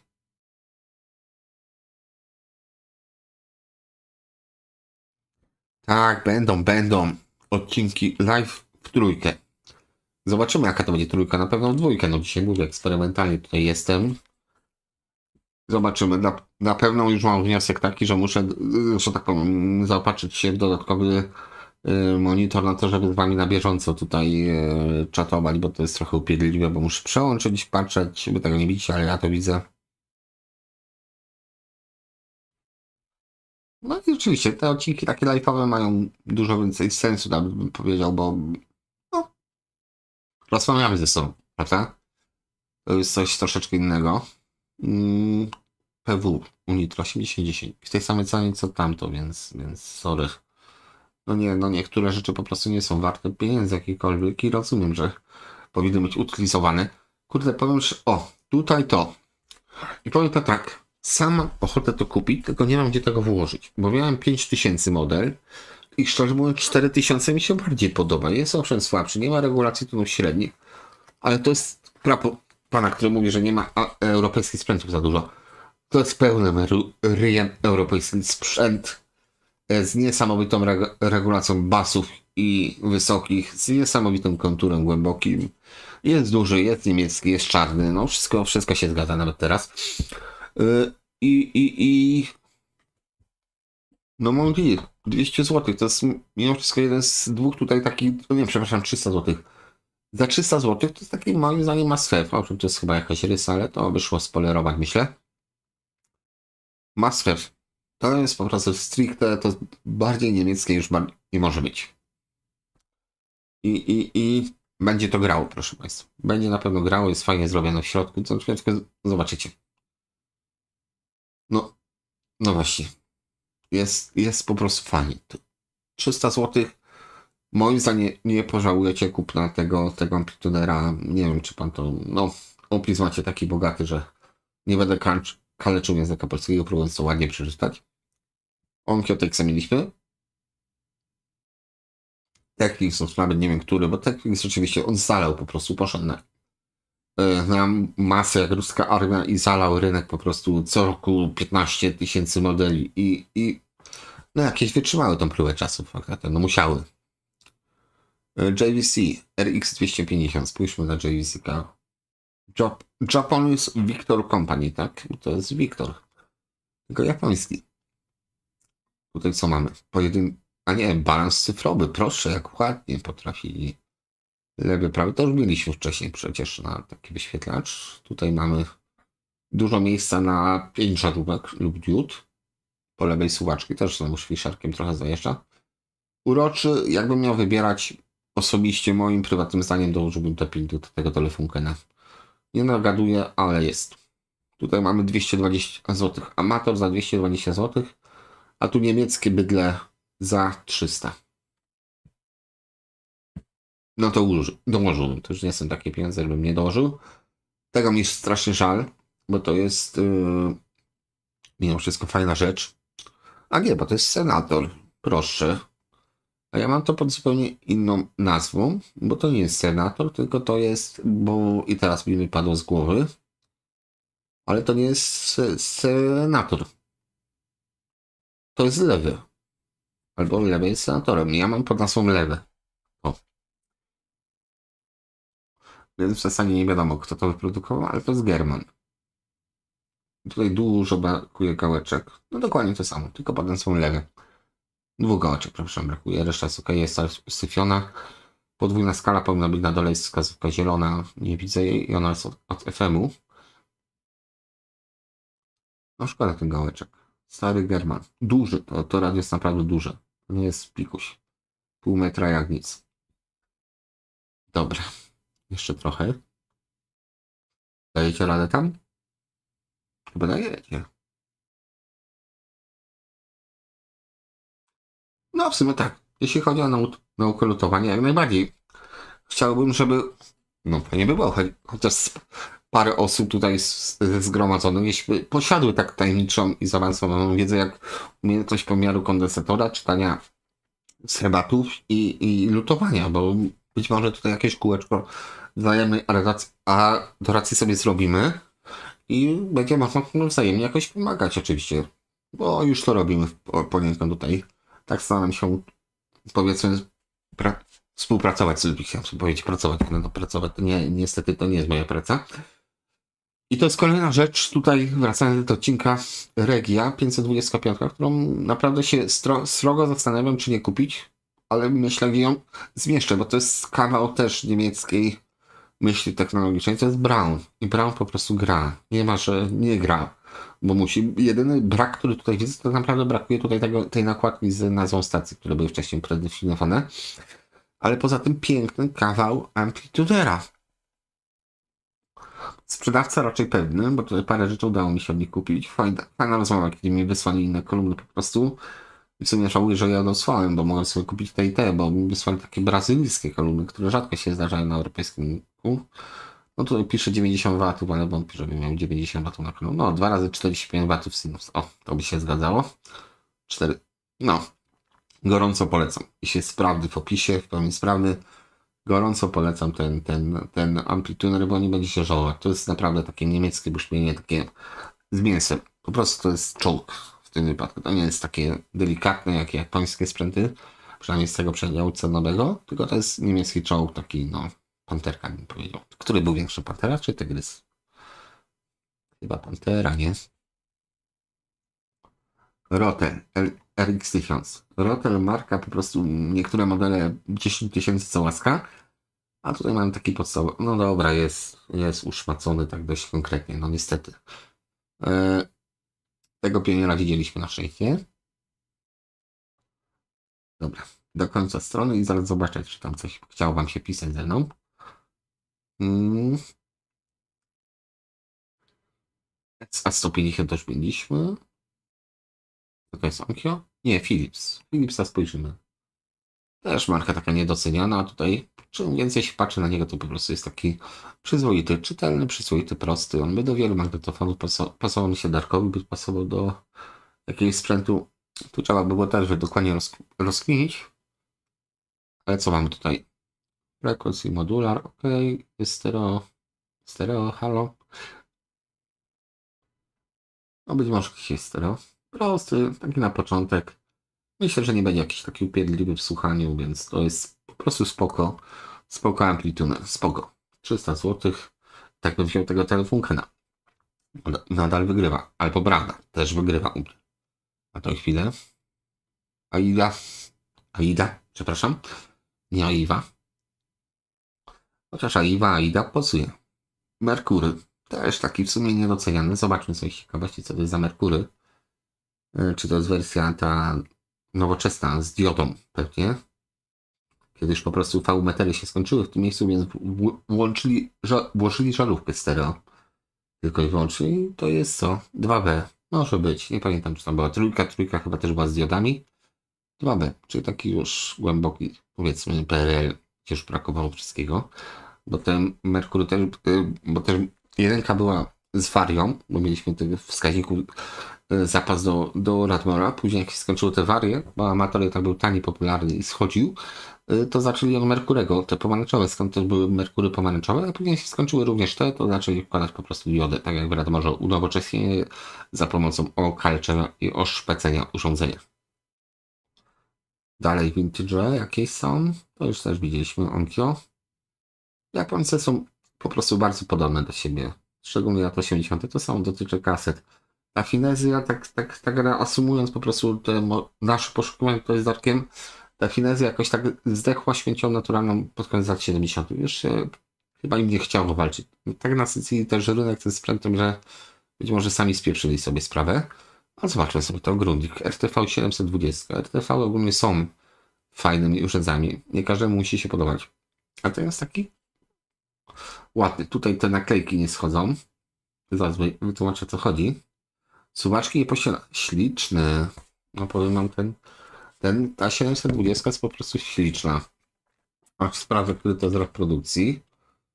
No bo niczego tu nie brakuje. Okleina też jest w sam raz. Grundig od góry. No piękny. Po prostu piękny z wyglądu. Prosty, pewnie słabiutki też, bo jest tu są tranzystory w ogóle, cholera. A, dobra, są. Ta blaszka, no 5-10 W obstawiamy. Ja bym powiedział, że bliżej tej wartości 5 bym tak to obsłużył. 74-77 to się napierdolą nie germanowe, ale śliczne. 15 W muzyczne. Aha, czyli nie. Czyli około 7 W powiedzmy. Ma sinus. Czyli takie radyjko. Mały popychacz do sypialni. Sypialni chyba nie wymienię. Garaż był pokój, salon, wiata i sypialnia, no to jest radyjko do sypialni, gdzie nie musimy raczej grzmocić głośno wzmacniaczem. Resztę sobie dopowiedzcie sami. Ok. Amplitude JVC RX304 audio-wideo AV. To jest takie kino domowe, ale nie kino domowe. na kwarcu, bo ten kwarc jest potrzebny na pewno. Znaczy, no, jak czasami radia się rozjeżdżą, to może i się przyda. Też taki. I tutaj poza tymi suwakami to nie ma żadnych suwaczków, czyli korektor stawiamy, a resztę mamy już powiedzmy nieczyszczące. To jest akurat duży plus, czyli mamy na przyciskach wszystko, więc po tym jest spoko. Myślę do pokoju. Tego mi nie było szkoda po prostu do garażu wrzucić, bo ma to jakiś potencjał ten JVC w sobie. No i co mam? Tutaj volume mamy właśnie na cyfrowym świetlaczu. Tak więc no, można by było się tym JVC zainteresować, jak ktoś nie chce niemieckiego. To w tej samej cenie co telefon 4000 i Grundig macie JVC RX 450 50 W przy 8 ma być sporo. Jeszcze z ciekawości zajrzyjmy na tylnie zdjęcie, czy powiedzmy ta moc jakoś taka z sieci pobierana. Znaczy nie, nawet nie to chciałem sprawdzić, tylko czy jest tak 8 ohmów. To jest właśnie wada Japończyków, że kolumny są od 8 ohmów dopiero. TX7320. Tymi oznaczeniami to można dostać jakoś okliku, jeśli chodzi o Onkyo. Jeszcze się tego nie nauczyłem, bo po prostu nie chciałem. No ale powiedzmy stan jest taki przyzwoity. Jakieś tam obicia są od góry. Tutaj być może cień, być może troszeczkę jest wytarte. Ciężko powiedzieć, czy to nie jest przypadkiem cień na napisach. Ale powiedzmy takie Onkyo, które spełnia wszystkie podstawowe życzenia. Wyświetlacz kolorowy, ale nie za bardzo. Spoko. Tosia. Następna Tosia. Jak ktoś lubi polskie, bo why not też może. To Tosia może być. Saba. HiFi 9060. Powiem to tak, ja tego amplitunera używałem przez dłuższy czas przy komputerze. Po prostu miałem na nim monitor. No i po prostu działał. Miałem wersję w drewnie, nie wiem czy to jest wersja w drewnie pomalowana na czarno, ale to działało, tak? To nie był jakiś taki bolesny, typowa Saba. Jakoś tak sentymentem tego wielkiego nie daszę, ale faktycznie tam działało, nie trzeszczało. Było spoko, natomiast za tą cenę nie wiem, czy... No Brauna bym brał, oczywiście, żebym brał Brauna albo Telefungena, ten o klasę wyżej. Tutaj on wygląda tak jak kasały, ale to jest no, kawałeczek plastiku po prostu, tak?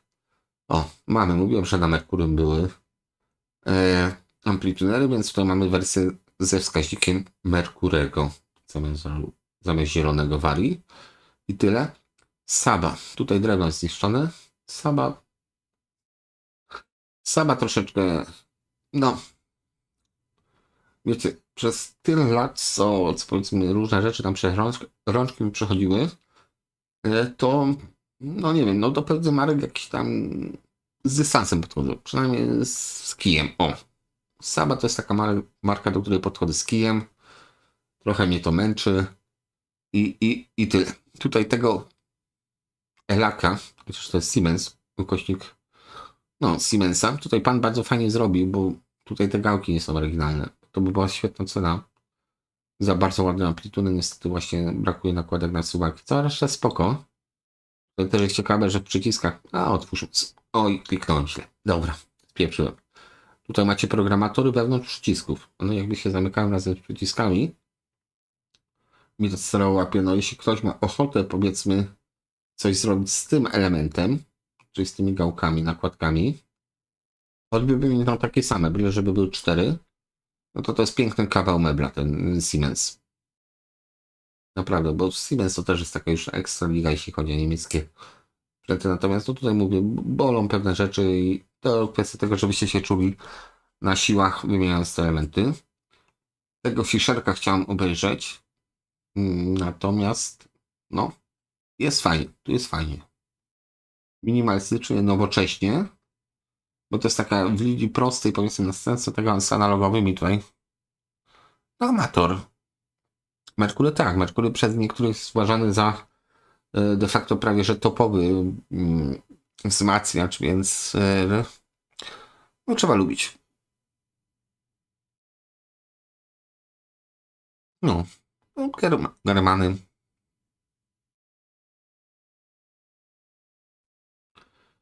25 metrów. No i właśnie o to chodzi, że no mocy nie potrzebujecie. Nie gońcie za królikiem, którego wam producent wypuści. Bo to nie ma sensu, bo summa summarum to zawsze któryś z producentów wygra. Equalizer. Fisher. Trochę porysowany, ale ogólnie bardzo fajny. Model number, antena, uziemienie, spoko. Lecimy dalej. Sony, STRDE, Panasonic, Kenwood KR A4050, Pionier A207R, Pionier. No okej, to są już takie właśnie lata 90. Tutaj to już jest, nie wiem czy drugi rok jest na Allegro ten amplituner. Jakoś się nikt nie kwapi. Ja też się nie kwapię. No i w zasadzie to chyba tak zostanie. Jest klasyk, raczej garaż. Jeśli się podoba ta nomenklatura, to napiszcie właśnie, gdzie umieściłbym ja osobiście swoim zdaniem jakiś sprzęt. Dual CR1020. No i to robi Thomson z markami. Kastruje je. Amplituner. Aczkolwiek ten mały dual może też sobie poradzi. Tutaj bym musiał to sprawdzić. To już jest, mówię, pod marką Thomsona zrobiony sprzęt, więc mniej za tyle samo bym powiedział. No ale widocznie dual już tyle kasy przerąbał, że musieli się sprzedać już w całości. Tanio RG350. Zamierzamy, patrz, oglądamy. Już powoli zaznaczę, że kończymy odcinek, bo z tego co mniej więcej widzę, to no 3 godziny prawie. Sama Mervin fajnie gra, przepraszam. Na dobrych Germanach Siemensa. No to jak jest na normę Germana, to musi grać. Mówię, Germany to jest zapomniany element historii, bo lampa wróciła, wszystko wróciło, ale German nie wróci. To jest chyba jedyny taki element tej układanki audio, który nie wrócił. Mimo tego, że miał fenomenalne niektóre parametry, po prostu skończyła się moda, weszła coś tańszego, grał tak samo i już zdechł. Saba RS930. Też taki, jakby przy tym zrobić napis JVC też by pasowało. Natomiast w ładnym stanie. Amplituner. Kaseta do tego jest. Oj, śliczne gałeczki. No, wiecie, chodzi o to, że jest czyściutka. To wszystko jest w pięknym stanie. Tutaj jakaś rysa się zdarzyła, no niestety. Ale cała reszta wygląda czysto, ładnie. No i tak powiedzmy, no będzie grał pewnie jak niemiecki wzmacniacz czy dual. Może nie jakieś szaleństwo, no ale będzie w miarę ok. Gwiazda są 4 do 16 ohm. Pokój. Nie garaż. Do garażu może trochę szkoda by było. No i to już mieliśmy RTV 720. To jest raczej ładny mebelek. Bardzo mi się podoba. Dobra, coś na szybko jeszcze? Napiszcie na czacie.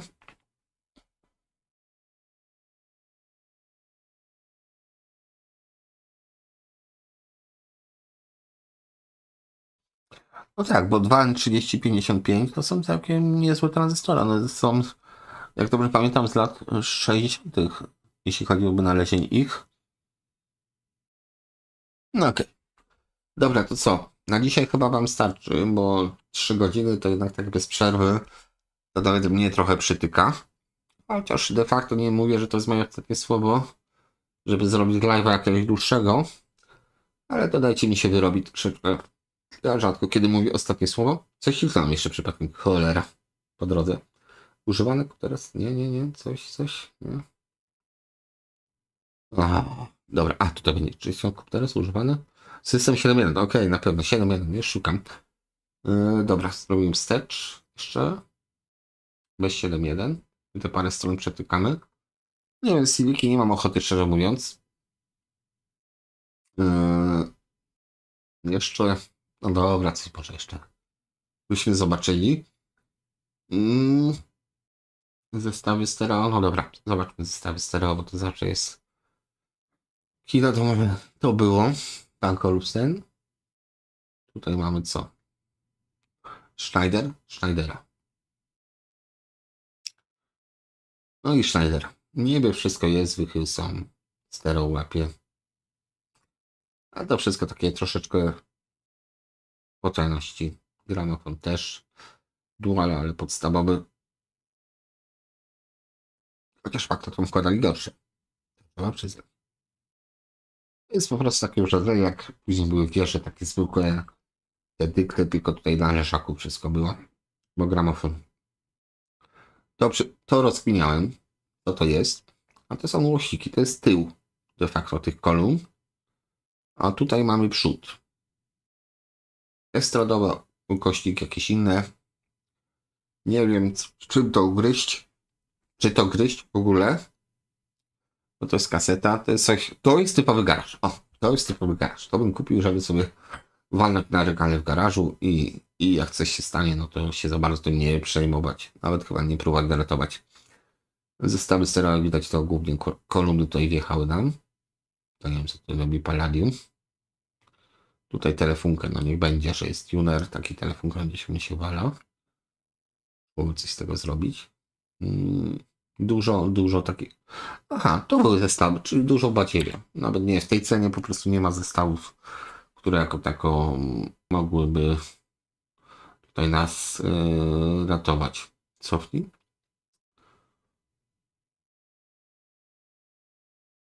No dobra.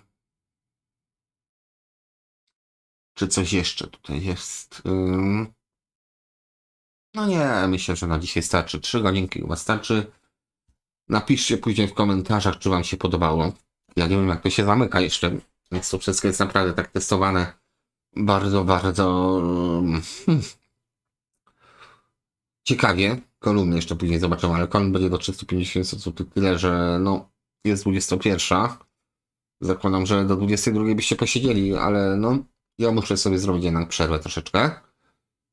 To co?